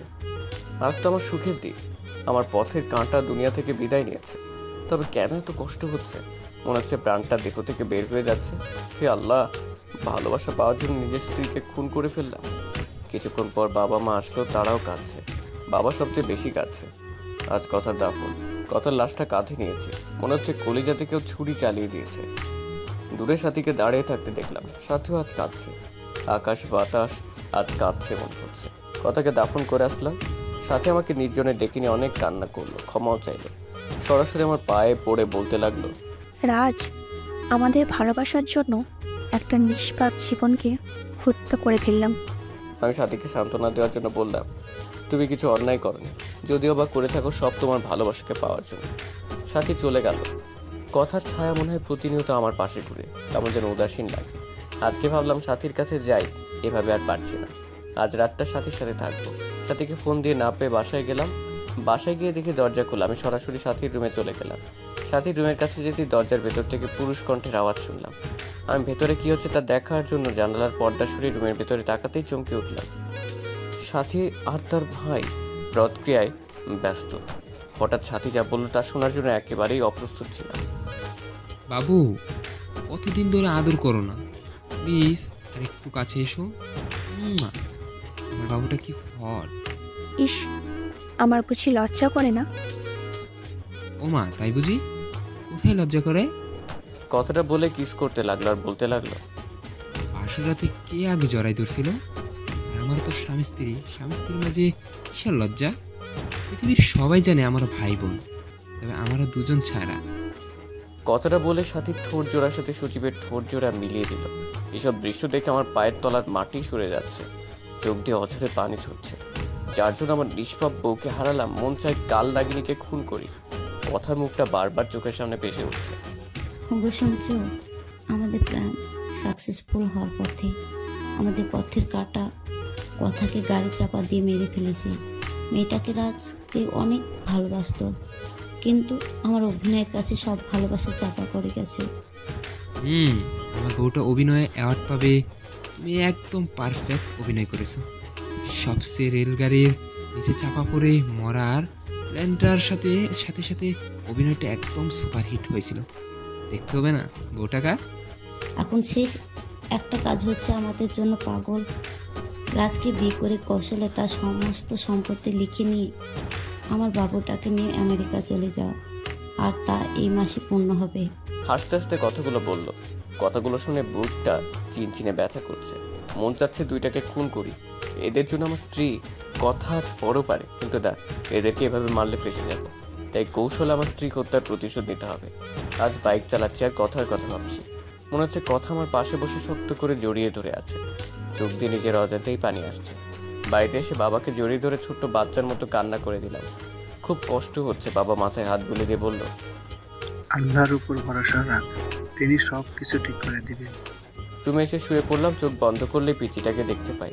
খাইতে গেলে মনে হয় কে যেন বলে, তুমি খাবে না? তুমি না খেলে আমিও খাবো না। পারছি না এভাবে আর থাকতে। হঠাৎ ক্রিং ক্রিং করে ফোনটা বাজছে। ফোনের দিকে চেয়ে দেখি কাল নাগিনীটা ফোন দিয়েছে। অনিচ্ছা সত্ত্বেও ফোন ধরলাম। আমার বাবুটা কেমন আছে? আমার বাবুটাকে বড্ড বেশি মিস করছি। বাবুটা একটু আমার সাথে দেখা করবে কি পার্কে? আমার যে বুকটা চিনচিন ব্যথা করছে। এগুলো না, আর অল্প দিনে পরে আমার বাবুটাকে আপন করে পাবো। প্লিজ এসে পড়ো পার্কে। আমি কাল নাগিনীটার ফোনটা কেটে পার্কে চলে গেলাম। পার্কে গিয়ে চুপচাপ পাশে দাঁড়িয়ে আছি। নীল শাড়ি পরেছে, নোংরা শরীরটাকে ঢেকে রেখেছে নীল পোশাকের আড়ালে। যদি কেউ নোংরা মনের কার্যকলাপ দেখতে পারতো, মনে হয় কেউ থুতু পর্যন্ত দিত না শরীরে। কি হলো বাবু, তোমার পছন্দের শাড়ি পরেছি, কেমন লাগছে বললে না তো? কি বলবো? আচ্ছা বাদ দাও, আমার পথের কাটা তো নেই, চলো না, বিয়ে করিনি। তোমাকে ছাড়া রাতগুলো আমার নির্ঘুম কাটে। তুমি যে আমার স্পর্শদন, খুব ইচ্ছে তোমাকে আপন করে নেওয়া। আল্লাহ আমার সেই ইচ্ছা পূর্ণ করবে না। আমি যে তোমাকে নিজের থেকেও বেশি ভালোবাসি। কথাটা বলার সাথে সাথে ঠাস ঠাস করে চড় বসিয়ে দিলাম। আর সহ্য হচ্ছে না। এই তুই আমাকে ভালোবাসিস? তাহলে সজীবকে কি বলছো এসব? সজীব তো আমার ভাইয়া। চোখের পানি ফেলে দিয়ে কথাটা বললো। যে কেউ দেখে কাল নাগিনীটার মায়া পড়ে যাবে, কিন্তু আমি নয়। ছি, তোর লজ্জা করে নিজের স্বামীকে ভাই বলতে, স্বামীকে ভাই বানাতে? আমি সেদিন তোর বাসায় গিয়ে সব দেখেছি আর শুনেছি। তোদের দুটোকে আমি নিজের হাতে খুন করে আমার ফুলের মতো নিষ্পাপ স্ত্রী হত্যার প্রতিশোধ নিব। তার আগে দেখো ভিডিওটা। যদি সাথীকে বিয়ে না করিস, বলবো সাথীকে বিয়ের প্রবলন দেখিয়ে তার সর্বনাশ করেছিস। আর সাথী অন্তঃসত্ত্বা, তাই বুঝে নে কি করবি তুই। পিছন দিকে তাকাতে দেখে সজীব মোবাইল ফোনে সাথীর আর আমার হোটেল রুমের ভিডিও এবং বাসার ভিডিও তুলে রাখছে। এসব দেখে নিজেকে আর কন্ট্রোল করতে পারছি না। ফোনটা আছাড় দিয়ে ভেঙে ফেলি। বাবু খুব রাগ করেছো? এমন হাজারো ভিডিও আছে। বাবু রাগ করে না। আগামী সপ্তাহে আমাদের বিয়ে। তুমি কাজী অফিসে এসো, নয়তো থানাতে পাঠাবো বাসা করতে। আমি আর কিছু বলতে পারলাম না। এসব আমার পাপের ফল। বাসায় এসে কথার ছবিটা বুকে নিয়ে কান্না করে ঘুমিয়ে গেলাম। পরের দিন সকালবেলা টেলিভিশন অন করতেই যা দেখলাম তা দেখার জন্য মোটেও প্রস্তুত ছিলাম না। কারণ খবরে দেখলাম কাল রোড অ্যাক্সিডেন্টে সজীব আর সাথী দুজনেই মারা গিয়েছে। মনে মনে ভাবলাম, আল্লাহর বিচার সবচেয়ে বড় বিচার, যার হাত থেকে কারো রেহাই নেই। পরের দিন কথার পছন্দের নীল শার্টটা বের করে আলমারি খুলে একটা ডায়েরি পেলাম। ডায়েরিটা হাতে নিয়ে বুঝতে পারলাম এটা কথার লেখা ডায়েরি। না পড়া সেই ডায়েরিটা প্রথম পাতা উল্টাতেই নীলকালিতে লেখা দেখলাম, কাল আমার বাসর রাত ছিল। বাসর রাতে সব নারীর জীবনে শ্রেষ্ঠ রাত থাকে, কিন্তু আমি বাসর রাতে স্বামীর হাতের স্পর্শে ঠোঁটের রক্ত ঝরিয়েছি। মা বাবাকে হারিয়ে ভেবেছিলাম স্বামীর পায়ের নিচেই বাকি জীবনটা কাটিয়ে দিব, কিন্তু আল্লাহ যার কপালে সুখ রাখেনি সে কিভাবে সুখী হবে। প্রতিদিন মাঝরাতে সবাই যখন ঘুমিয়ে থাকতো, একা ঘুম থেকে উঠে পড়তাম, আল্লাহর কাছে মাঝরাতে স্বামীকে চেয়ে কান্না করতাম। যেদিন আমার স্বামীর সাথে প্রথম যৌন সম্ভ্রম হলো, সেদিন সব কষ্ট ভুলে গিয়েছিলাম। মনে মনে আল্লাহর দরবারে লক্ষ কোটি শুকরিয়া জানিয়েছিলাম আমার বরকে আমার করে দিয়েছে। কিন্তু পরের দিন যখন জন্ম নিয়ন্ত্রণ পিল নিয়ে এসে খেতে বলে, মুহূর্তে পৃথিবীটা ওলটপালট হয়ে যায়। বাধ্য করে আমাকে জন্ম নিয়ন্ত্রণ পিল খাওয়ায়। আল্লাহর কাছে কত কেঁদেছি সন্তানটাকে গর্ভে ধারণ করার জন্য। খুব কষ্ট হতো, বুকের ভেতরটা ফেটে কান্না আসতো যখন দেখলাম আমার স্বামী সাথী নামের মেয়েটার সাথে অবৈধ কাজ করে। নিজের যখন তাদের কুকর্ম ঢেকে রাখার জন্য দরজা টেনে দেই, বাবাকে বলি যে সাথী আমার ফ্রেন্ড। নিজের স্বামীকে বাঁচাতে নিজের ভালোবাসা অধিকার বিসর্জন দিয়েছি। সবচেয়ে কষ্ট লেগেছে সেদিন, যেদিন শুনেছি আমাকে মারার জন্য আমার স্বামী আর সাথী প্ল্যান করছে। সব জেনেও মনকে এ বলে সান্ত্বনা দিয়েছি যে রাত যদি আমার জীবনের বিনিময়ে সুখে থাকে তাহলে আমিই সার্থক। ডায়েরিটা পড়ে নিজেকে ঠিক রাখতে পারলাম না। পেছন দিকে তাকাতেই দেখি কথা কান্না করছে। এই কথা, কাঁদো কেন? তোমাকে কষ্ট দিয়েছি, তার ফল ভোগ করছি। এই রাজ, কি হয়েছে? কার সাথে কথা বলছিস? মা কথা বলো না, কথা কান্না করছে। ওকে আমি না খুব কষ্ট দিয়েছি মা। মা বাবা আমাকে হসপিটালে নিয়ে গেল। এখন আমার কোনো চিন্তা নেই, কথা কি সাথে নিয়ে ঘুমাই। শালার ডাক্তার নাকি বলে আমি পাগল হয়ে গেছি। শালার পড়ালেখা করে পাগল হয়েছে, আমাকে পাগল বলে, কত বড় সাহস। আর একবার যখন পাগল বলছে তখন গলা ধাক্কা দিয়ে ফেলে দিয়েছে। আমাকে জোর করে এক রুমে আটকে রেখেছে। রুমে শুধু আমি আর কথা। নার্সকে জিজ্ঞেস করলাম আমি এখন কোথায়। নার্স বলল, আপনি এখন পাবনায় আছেন আপনার বউ কথার সাথে। কথাটা বলে একটা কিসে যেন ইঞ্জেকশন দিয়ে দিল। ঘুম থেকে উঠে দেখি কথা আমার দিকে চেয়ে হাসছে। বাবা মা আসছে। বাবাকে বললাম, বাবা আমার এখানে থাকতে ভালো লাগে না, আমাকে তোমাদের সাথে নিয়ে চলো, সাথে তোমাদের বৌমা কথাকেও নিয়ে চলো। ও বাবা কাঁদছো কেন? আমাকে এখান থেকে নিয়ে যাবে না? জানো বাবা এখানে কেউ আমার সাথে কথা বলে না, শুধু কথা ছাড়া। বাবা আমাকে নিয়ে চলো না, আমি থাকবো না। কথাগুলো বলেই কাঁদতে লাগলাম। বাবা মাকে নিয়ে চলে গেল। তারপর নার্স এসে ইঞ্জেকশন দিয়ে গেল। তারপর আর কিছু মনে নেই, সবসময় কথার সাথেই কথা বলতাম। এদিকে আজ মা বাবা আমাকে নিতে আসছে। এখন কথা আমার সাথে কথা বলে না। আমি জানি কথা মারা গেছে। মা বাবা বাসায় নিয়ে বলল, রাজ বাবা, তুমি 5 বছর পাগল হয়ে পাবনা মানসিক হসপিটালে ছিলে। এই 2 বছরে অনেক পরিবর্তন হয়ে গেছে। আমরা আজ নিঃস্ব, ব্যবসাতে ক্ষতি হয়েছে, ব্যাংকের লোকদের ঋণ পরিশোধ করতে বাড়িটা বিক্রি করে দিছি।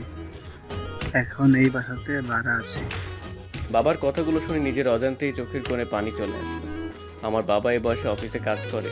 মনে মনে ভাবলো আমার কোনো জব করতে হবে। যেই ভাবো সেই কাজ। কয়েক জায়গায় আবেদন করলাম, সাথে একটা প্রাইভেট প্রতিষ্ঠানে শিক্ষকতা করার জন্য আবেদন করলাম। সপ্তাহখানেক পর নোটিশ আসলো, সে প্রতিষ্ঠানে আমাকে জয়েন করতে বলেছে।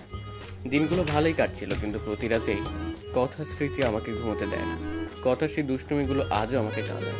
প্রতি রাতে কথার ছবি বুকে নিয়ে ঘুমায়। খুব কষ্ট হয়। মাঝরাতে মোনাজাতে শুধু একটা কথাই বলি, আল্লাহ আমার স্ত্রীকে ভালো রেখো। এদিকে স্কুলে একটা বাচ্চাকে দেখে খুব অবাক হয়ে গেলাম। কি সুন্দর করে হাসে, ঠিক কথার মতো। কি মায়াবে চাহন। মনে হচ্ছে কথার প্রতিচ্ছবি তার মাঝে দেখতে পাচ্ছি। আমি এটাকে ডাক দিয়ে বললাম, তোমার নাম কি মামুনি? আসসালামু আলাইকুম। ওয়ালাইকুম আসসালাম। উত্তরটা দিয়ে মনে মনে ভাবতে লাগলাম, এতটুকু বাচ্চা মেয়ে হাই হ্যালো না বলে সালাম দিল। আপনি কি জানেন না কারোর সাথে কথা বলতে হলে প্রথমে সালাম দিয়ে কথা শুরু করতে হয়? আমার নাম তাসনিয়া কারিমা রায়েশা। নামটা শুনে বুকটা কেমন কেঁপে উঠল। আপনি আমাদের নতুন টিচার? হ্যাঁ মামুনি, আমি তোমাদের নতুন টিচার। এই নাও চকলেট। আমরা আজ থেকে ফ্রেন্ড, কেমন? ফ্রেন্ড। তুমি আমার চকলেট নিলে, আমাকে পাপ্পি দিবে না? তুমি এত কিপটে কেন? তোমার সাথে পারি। কান ধরো, কান ধরে বলবে রাজকন্যার সাথে আর কোনোদিন অপরাধ করব না।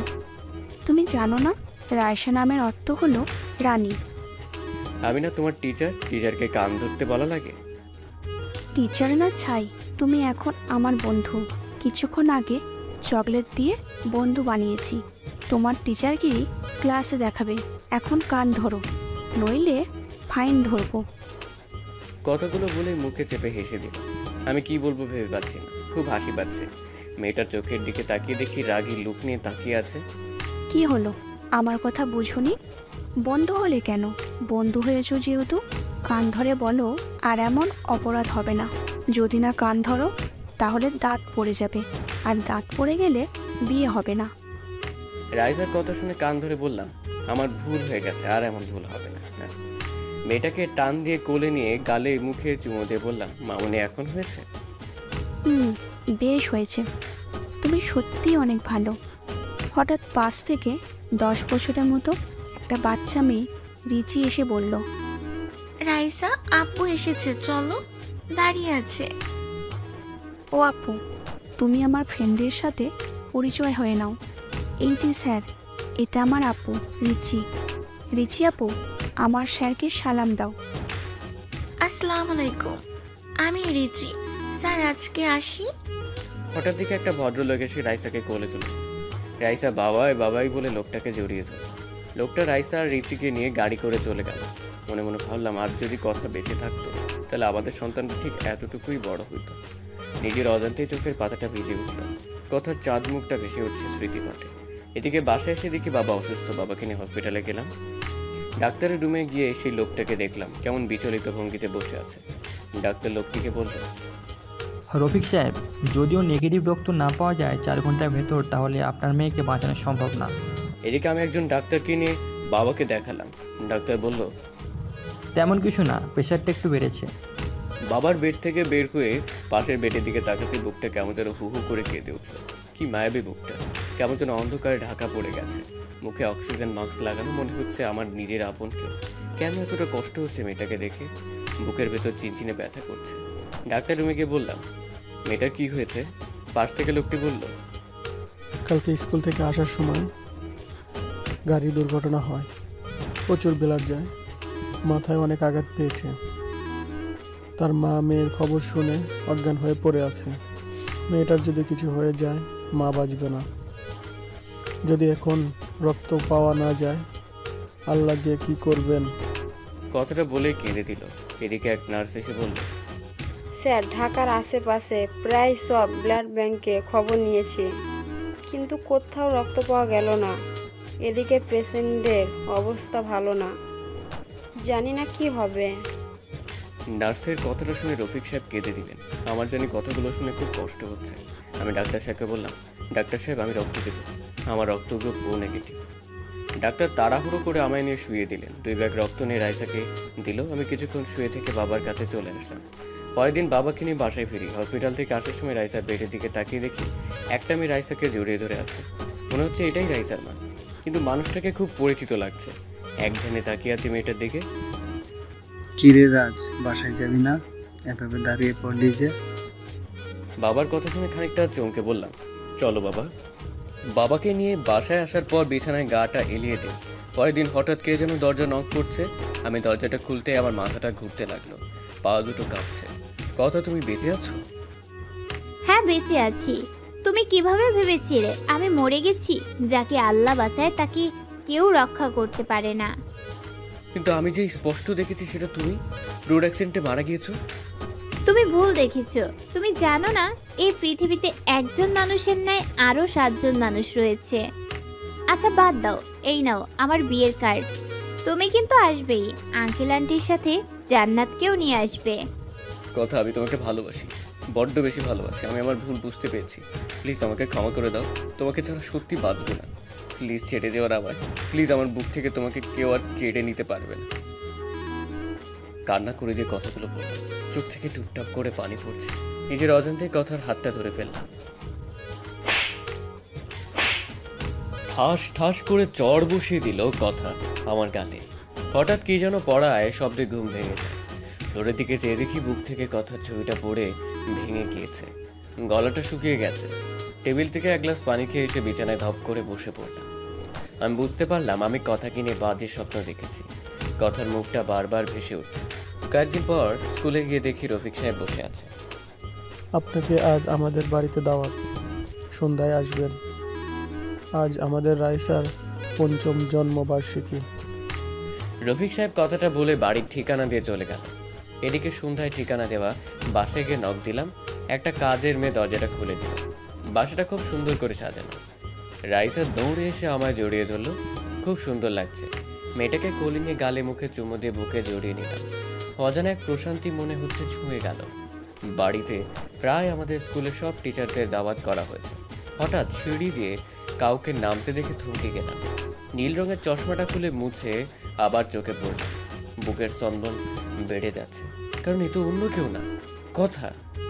এটা কিভাবে সম্ভব, যাকে নিজ হাতে দাফন করেছি, যার চাঁদ মুখটা এখনো ভেসে ওঠে, কিন্তু কথা আবার বেঁচে আছে। কথা দিকে তাকিয়ে পলক ফেলতে পারছি।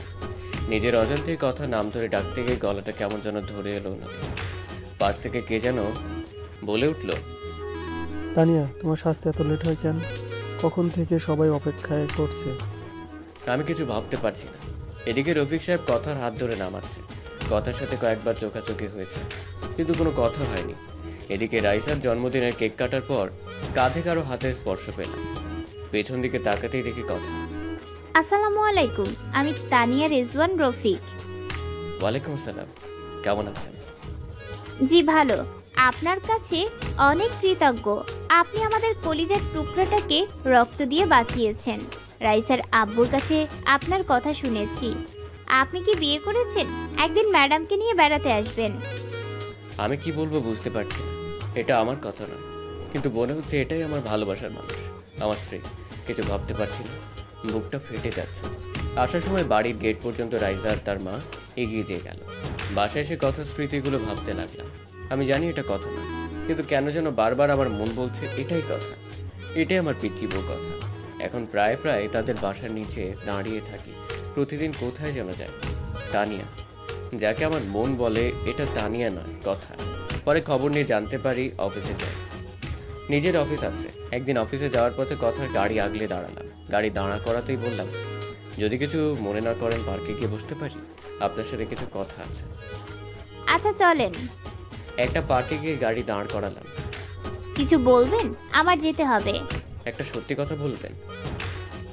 বলেন, কি বলতে চান? আমার মন বলছে তুমি তানিয়া না। আমার কথা, আমার মন বলছে, প্লিজ মিথ্যে বলো না। আপনি কি ঠিক আছেন মিস্টার রাজ? আমি তানিয়া রেজওয়ান রফিক। আপনার কথা কি বলছেন এসব?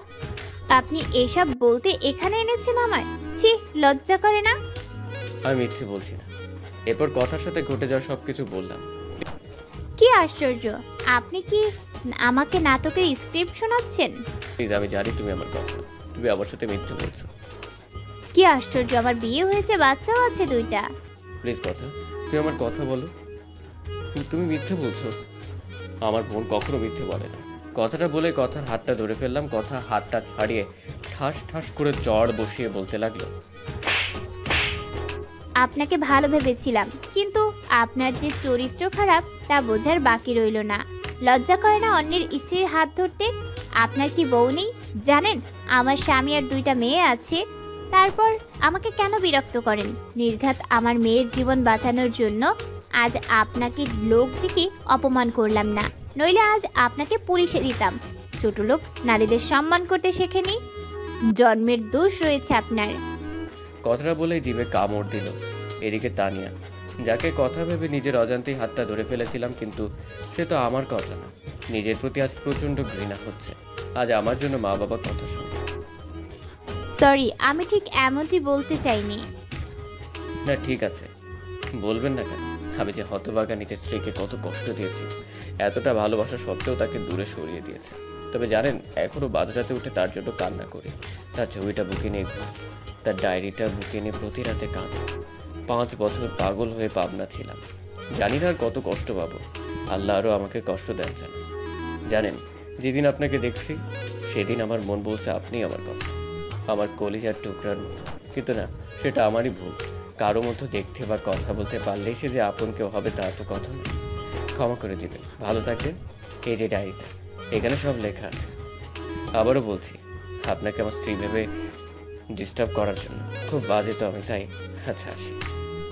চোখ দিয়ে অজরে পানি পড়ছে, আর বাঁচার ইচ্ছে করছে না। বুকটা ফেটে যাচ্ছে। বারবার কথার চাঁদ বুকটা ভেসে উঠছে। এদিকে কখন যে মাঝ রাস্তায় এসে পড়েছি জানি না। পেছন থেকে কে যেন ডাকছে। পেছন দিকে তাকিয়েই চেয়েই দেখি তানিয়া হাত দিয়ে ইশারা দিয়ে সরে যেতে বলছে। আমি মুগ্ধ নয়নে তাকিয়ে আছি। এদিকে তানিয়া দৌড়ে আসছে।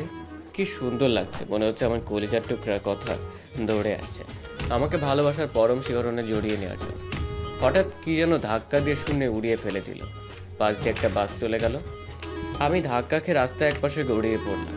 চোখ দুটি রক্তে বন্ধ হয়ে আসছে, নাক মুখ দিয়ে রক্ত বের হচ্ছে। অনুভব করতে পারছি কেউ বুকের সাথে শক্ত করে জড়িয়ে ধরে আছে আমায়, আর বলছে, ক্ষমা করে দাও আমায়, আমি তোমার কথা, তোমার কিছুই হবে না। আমাকে ছেড়ে কোথাও যেতে পারো না। কেউ কি শুনছেন? প্লিজ আমার স্বামীকে বাঁচাও।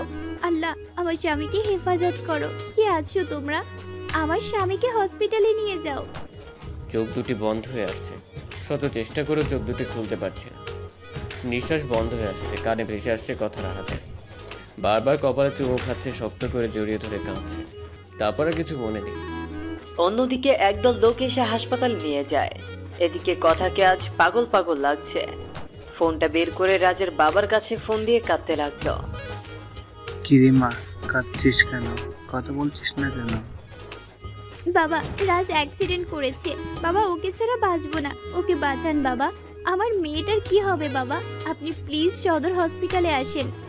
কথার মুখে রাজের বাবা রাজের দুর্ঘটনার কথা শুনে তার পায়ের নিচের মাটি সরে গেল। কই গো রাজের মা, চলো হসপিটালে যেতে হবে, আমাদের রাজ অ্যাক্সিডেন্ট। রাজ ওর বাবার কথাটা বলতে গিয়ে গলাটা ধরে গেল। কি হয়েছে আমার বাবার? কি হয়েছে আমার বাবা? তোমাকে বলেছিলাম আমার ছেলেটাকে আর কষ্ট দিও না, কিন্তু তোমরা সবাই মিলে আমার ছেলেটাকে প্রতি রাতে কাঁদিয়েছো। এদিকে হসপিটালে এসে দেখে রাজকে অপারেশন থিয়েটারে নিয়ে গেছে। কথা কাঁদছে, রফিক সাহেবও আসছে, কথাকে বোঝাচ্ছে। কথা রাজের মাকে জড়িয়ে ধরে কাঁদতে কাঁদতে বলল, মা, ও কোনো কথা বলছে না, ওকে ছাড়া সত্যি আমি মরে যাব। ওই যে আমার নিঃশ্বাস, আমি বাঁচবো না মা রাজকে ছাড়া। ওকে চিরদিনের জন্য পাওয়ার জন্য কত কিছুই না করেছি। এখনো প্রতি রাতে তার দেওয়া শেষ অবলম্বন রাইসাকে বুকে নিয়ে বেঁচে আছি। হঠাৎ অপারেশন থিয়েটার থেকে ডাক্তার বেরিয়ে আসতেই কথা দৌড়িয়ে গেল। প্লিজ ডাক্তার বলেন আমার স্বামী কেমন আছেন, ওর কিছু হবে না তো? প্লিজ ডক্টর, চুপ করে থাকবেন না। ডাক্তার চোখ থেকে পানি ছেড়ে দিয়ে বলল, আমাদের সর্বাত্মক চেষ্টা করেছি, কিন্তু এখন আমাদের আর করার কিছু নেই। আল্লাহকে ডাকেন, তিনি যদি ইচ্ছা করেন তাহলে বাঁচতে পারেন। রোগী ক্রিটিক্যাল অবস্থায় আছে। ডাক্তারের কথা শুনে কথার পায়ের তলার মাটি সরে গেল, চোখ থেকে টুপটাপ করে পানি ঝরছে। ডাক্তার, আমি কি রাজের সাথে দেখা করতে পারি? যান, তবে কোনো কথা বলবেন না। এদিকে কথা ডাক্তারের কথা মতো রাজের কেবিনে ঢুকতেই বুকটা হু হু করে কেঁদে উঠল। সারা মুখ ব্যান্ডেজ করা, মুখে অক্সিজেন মাস্ক লাগানো, খুব কষ্ট লাগছে। কথার কাছে রাজের মায়াবী মুখটা বারবার ভেসে উঠছে। কথা কিছু না ভাবতে পেরে রাজের পা দুটি জড়িয়ে ধরে কাঁদতে লাগলো। কাঁদতে কাঁদতে বলল, রাজ প্লিজ আমায় ক্ষমা করে দাও, আমার ছেড়ে কোথাও যেও না, তোমার পায়ের নিচে থাকতে দিও। তোমার পায়ের নিচে যে আমার সব সুখ। আমি তোমাকে অনেক কষ্ট দিয়েছি, প্লিজ আমায় ছেড়ে দিও না। তুমি না বলেছো তোমার যদি কখনো মেয়ে হয় নাম রাইসা রাখবে? তুমি জানো না রাইসা তোমার আর আমার মেয়ে? জানো তোমার মেয়ে জানে তুমি ওর বাবা। কতবার তোমাকে বাবা ডেকে বুকে জড়িয়ে নিতে চেয়েছিল, কিন্তু আমি তোমাকে বাবা বলে ডাকতে দেইনি। তুমি তোমার মেয়েকে বুকে জড়িয়ে নেবে না? ওই আমার জীবন, আমার বেঁচে থাকার অবলম্বন। তোমাকে ছাড়া যে আমি আমাকে কল্পনা করতে পারি না। কথাগুলো বলতে বলতে পা দুটি বুকের সাথে জড়িয়ে কাঁদতে লাগলো। সমানে পায়ে চুমু খাচ্ছে কথা। এদিকে পেছন থেকে এসব নার্স দেখে নিজের অজান্তেই কেঁদে দিয়েছে। বোন প্লিজ এভাবে কান্না করো না, আল্লাহকে ডাকো, রোগীর ক্ষতি হবে। নার্সের কথা শুনে রাজের পা ছেড়ে দিল কথা। কলেজাটা ফেটে যাচ্ছে। বাসা থেকে ফোন দিছে, রাইসা নাকি কাঁদছে। তার বাবার জন্য কেউ তার কান্না থামাতে পারছে না। রাইসা শুনেছে রাজ নাকি অ্যাক্সিডেন্ট করেছে। রাজের বাবাকে বলে কথা বাসায় যাওয়ার জন্য বের হতেই এক লোক বলল, ম্যাডাম হসপিটালে আসার সময় আপনার হাতে ডায়েরিটা ছিল। কথা ডায়েরিটা হাতে নিয়ে বাসায় আসতেই তুমি আমার বাসায় আসবে না, তুমি বাবাইকে কষ্ট দিয়েছো, আমি সব শুনেছি। আঙ্কেলকে যখন ফোনে বলছো যে বাবাইয়ের অ্যাক্সিডেন্ট করেছে, তাও তোমার জন্য তুমি আমাকে বাবা ডাকতে দাওনি। আমার বাবা অনেক ভালো, সেদিন আমার জন্য কান ধরেছিল, আমাকে বুকের সাথে জড়িয়ে ধরেছিল, আমার গালে মুখে পাপ্পি দিয়েছিল। আমি বাবাই ডাকতে চেয়েও বাবা ডাকতে পারিনি, তুমি ডাকতে নিষেধ করেছিলে বলে। ছোটবেলা থেকেই বাবাইয়ের ছবি দেখে বলেছ ওটা তোর বাবা। যেদিন বাবাইকে প্রথম দেখলাম সেদিন দৌড়ে বাবার কোলে গিয়ে বলতে পারিনি, বাবাই তুমি আমাকে ছেড়ে কোথাও যাবে না। কিন্তু পারিনি। স্কুলে যখন সব ছেলেমেয়েরা বাবার কোলে চড়ে, তাদের বাবাকে জড়িয়ে ধরে আদর করে, তখন আমি তাদের দিকে চেয়ে থাকি। আমার খুব কষ্ট হতো তখন। রাইসা মামনি, বাবাই ভালো হয়ে যাবে। মা আমার, তুমি কেঁদো না। তুমি আমায় মা ডাকবে না, তুমি আমার কেউ না। তুমি বাবাইকে কষ্ট দিয়েছো, আমার বাবাইকে বাবাই বলে ডাকতে দাওনি। আমি কি করব? রাইসার কথাগুলো শুনে কলিজা ফেটে যাচ্ছে। সত্যি তো তার বাবার থেকে রাইসাকে আমি দূরে রেখেছি। বারবার রাজের কথা মনে পড়ছে। রফিক ভাইয়া কিছু বলছে না, শুধু বলল, মানুষটাকে বড্ড কষ্ট দেওয়া হয়ে গেছে কথা। কথা দরজা লাগিয়ে বিছানায় শুয়ে বালিশে মুখটা লাগিয়ে কাঁদতে লাগলো। হঠাৎ মনে পড়ল রাজ একটা ডায়েরি দিয়ে গেছে। টেবিলের ওপর থেকে ডায়েরিটা তুলে বুকে জড়িয়ে নিল। ডায়েরিটা খুলতেই চমকে গেল। আমার এই হৃদয় লিখলাম তোমারই না। ডায়েরির পরের পাতা উল্টাতেই ওগোর হৃদয় রাগিনি। জানি না কিভাবে শুরু করব। আমি যে অনেক বড় অপরাধী, তোমার অবুঝ ভালোবাসাকে অবহেলা করেছি। জানো, যেদিন তোমাকে হারিয়ে ফেলেছি সেদিন বুঝেছি তুমি কতটা জুড়ে আমার জীবনে ছিলে। জানো, প্রতিদিন তোমার জন্য কেঁদেছি। মাঝরাতে উঠে আল্লাহর কাছে চাইতাম যেন তোমাকে আমার করে দাও। প্রতিটা রাতে তোমার ছবিটা বুকে নিয়ে ঘুমোতাম, তোমার ছবি বুকে নিয়ে কাঁদতাম। যেন মানুষ মারা গেলে নাকি তারা হয়ে যায়, তাই প্রতি সন্ধ্যায় আকাশের তারাদের সাথে কথা বলতাম যেন আমার হৃদয় রাঙিনীকে তারা যেন কষ্ট না দেয়। রাতের আকাশের সবচেয়ে উজ্জ্বল তারাকে তুমি মনে করে কাঁদতাম আর বলতাম, অভিমান ভেঙে এসো না, জড়িয়ে নাও না তোমাতে, আমি যে আর পারছি না তোমার বিরোধে, এসব বলে কাঁদতাম। কিন্তু তুমি এতটাই আমার প্রতি অভিমান করেছিলে যার জন্য আমার সাথে কথা বলো না, শুধু করুণ দৃষ্টিতে আমার দিকে তাকিয়ে থাকতো। সত্যি কি তুমি আমাকে ক্ষমা করবে না? যেন খুব ইচ্ছে করে তোমাকে এই মরুর বুকে জড়িয়ে নিতে, শান্ত করতে আমারই প্রাণ। জানো, আজ একটা বাচ্চা মেয়েকে দেখে তোমার কথা বড্ড বেশি মনে পড়ছে। বাচ্চাটা দেখতে ঠিক তোমার মতো। আমি এতটাই হতভাগী, নিজের বাচ্চাকে নিজের হাতে নষ্ট করেছি। যেন এখনো সেই রাতের কথাগুলো ভুলতে পারি না। তোমাকে দেওয়া প্রতিটা চড়ের আঘাত আমার কলিজাতে লেগেছে। যেন পরের দিন যখন বাচ্চাটাকে ব্লাড দিলাম, সেদিন মনে হয়েছে আমার খুব কাছের কাউকে রক্ত দিচ্ছি। বাচ্চাটার জন্মদিনে বাচ্চাটাকে বুকে জড়িয়ে নিতেই তোমার শরীরের গন্ধ পেলাম। কিন্তু যখনই সিঁড়িতে তোমার মতোই কাউকে দেখলাম, তখন সত্যি ভেবে নিয়েছিলাম আল্লাহ আমার ডাক শুনেছে। আমি আনন্দে আত্মহারা হয়ে গিয়েছিলাম। কিন্তু যখন শুনছিলাম তুমি কথা নাও, আমাকে চিনো না, তখন আমার কলিজাটা ফেটে যাচ্ছিল। যখন রফিক সাহেব এসে হাত ধরলো আমার কাছে, তখন মনে হয়েছিল কেউ যেন কলিজাটা দুমড়ে মুচড়ে ছিঁড়ে নিয়ে যাচ্ছে।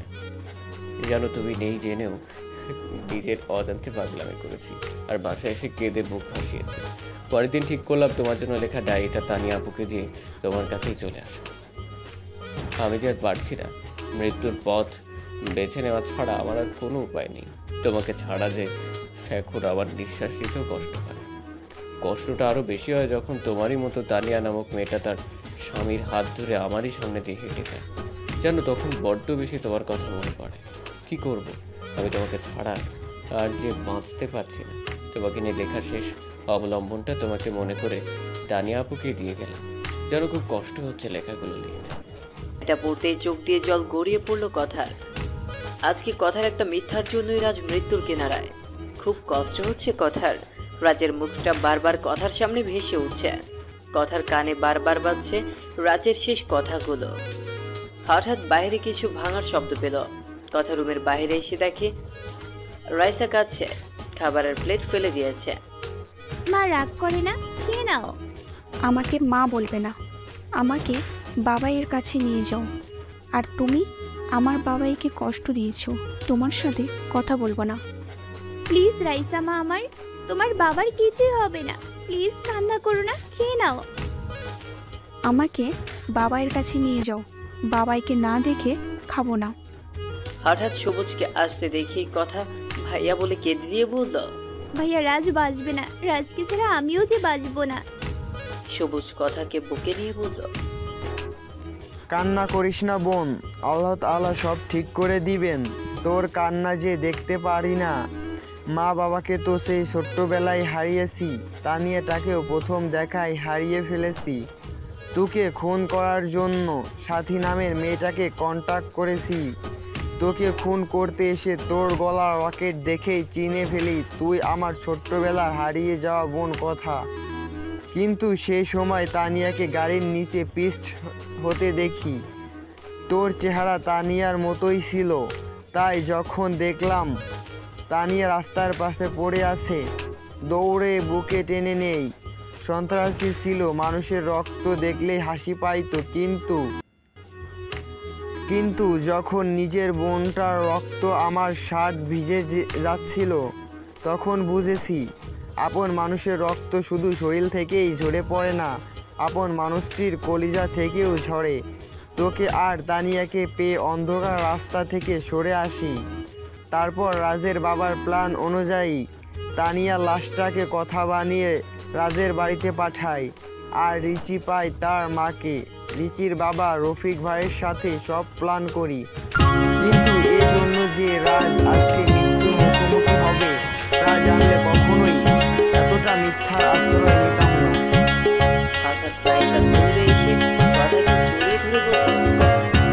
মম্মি চলো না বাবাইয়ের কাছে, আমার সাথে বাবাই কথা বলবে।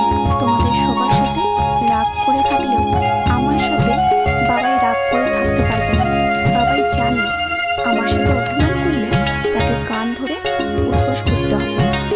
কিছু বলতে যাওয়ার আগেই রাইসা কথাকে জোর করে গাড়িতে তুলে নিয়ে গাড়ি চালাতে বলল। কথা রাইসাকে নিয়ে হসপিটালে আসতেই রাজের বাবার সাথে দেখা হয়। মারে, কেমন আছিস? বাবা, আমি সত্যি অনেক বড় অপরাধী হয়ে গেলাম।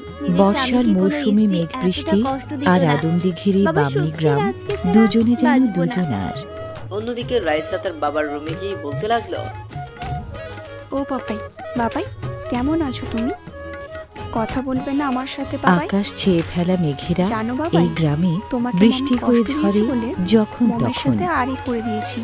ঠিক করেছি না বাবাই? বৃষ্টি স্নাত ওই বাবাই, বামনি গ্রামটি তুমি আমাকে বুকে বগুড়ার নেবে না? আদমদিঘি উপজেলার জড়িয়ে ধরে সান্তাহার ইউনিয়ন আম্মু সদর ডাকবে না? থেকে প্রায় ৫.৫ হঠাৎ কিলোমিটার একটা নার্স পূর্বে। এসে বলল, মামনি এখানে কথা বলা যাবে না।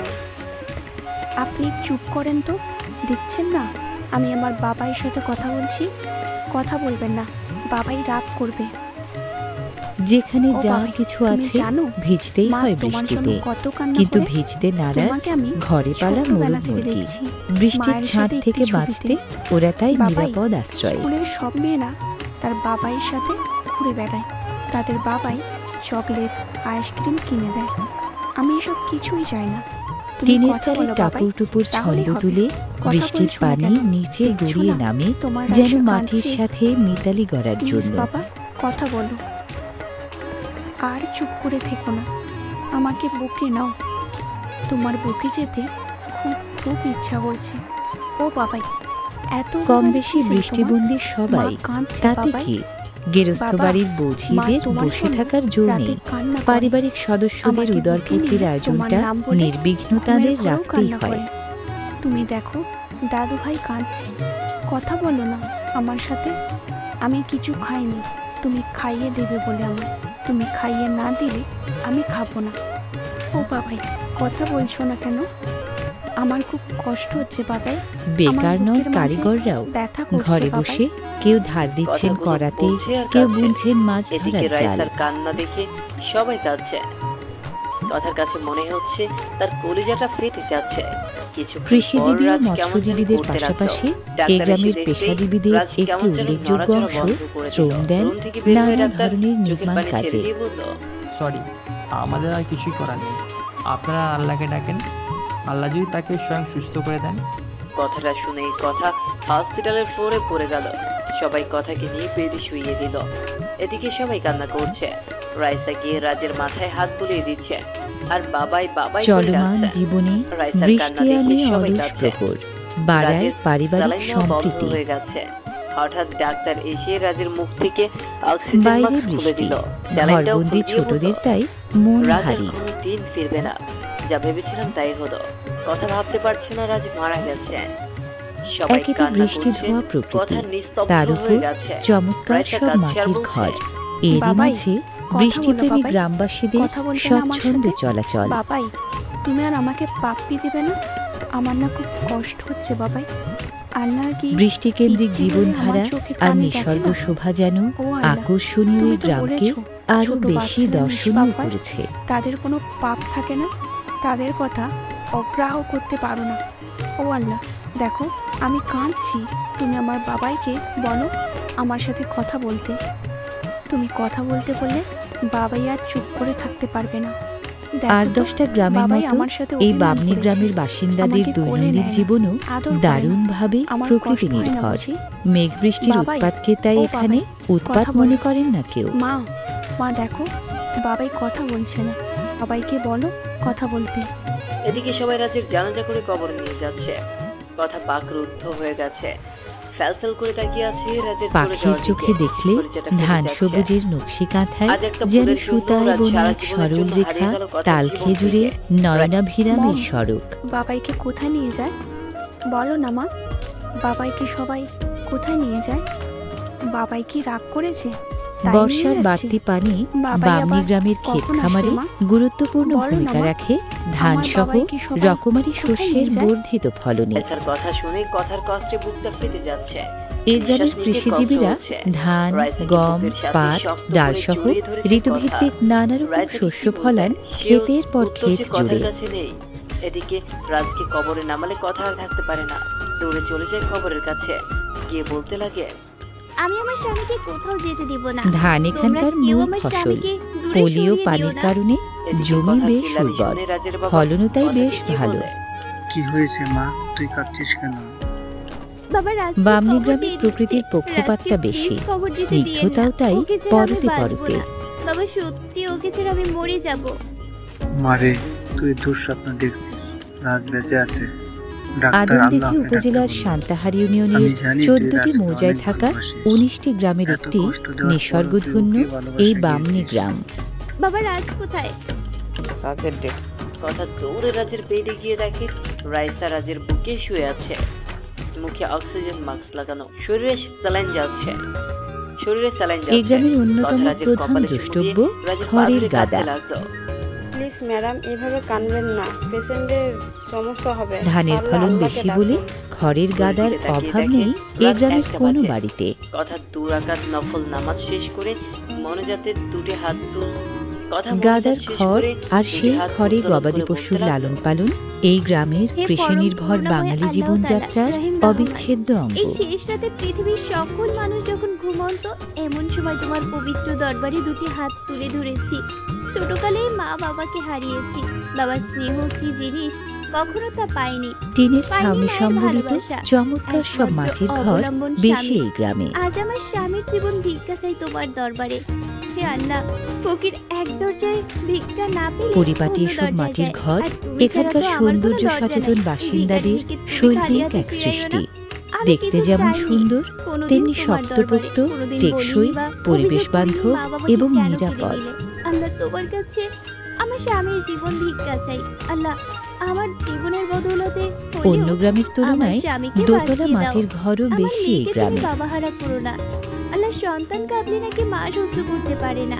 ও আল্লাহ, তুমি তো দুনিয়ার মায়ের চেয়ে তোমার বান্দা বান্দিকে লক্ষ কোটি গুণ বেশি ভালোবাসো।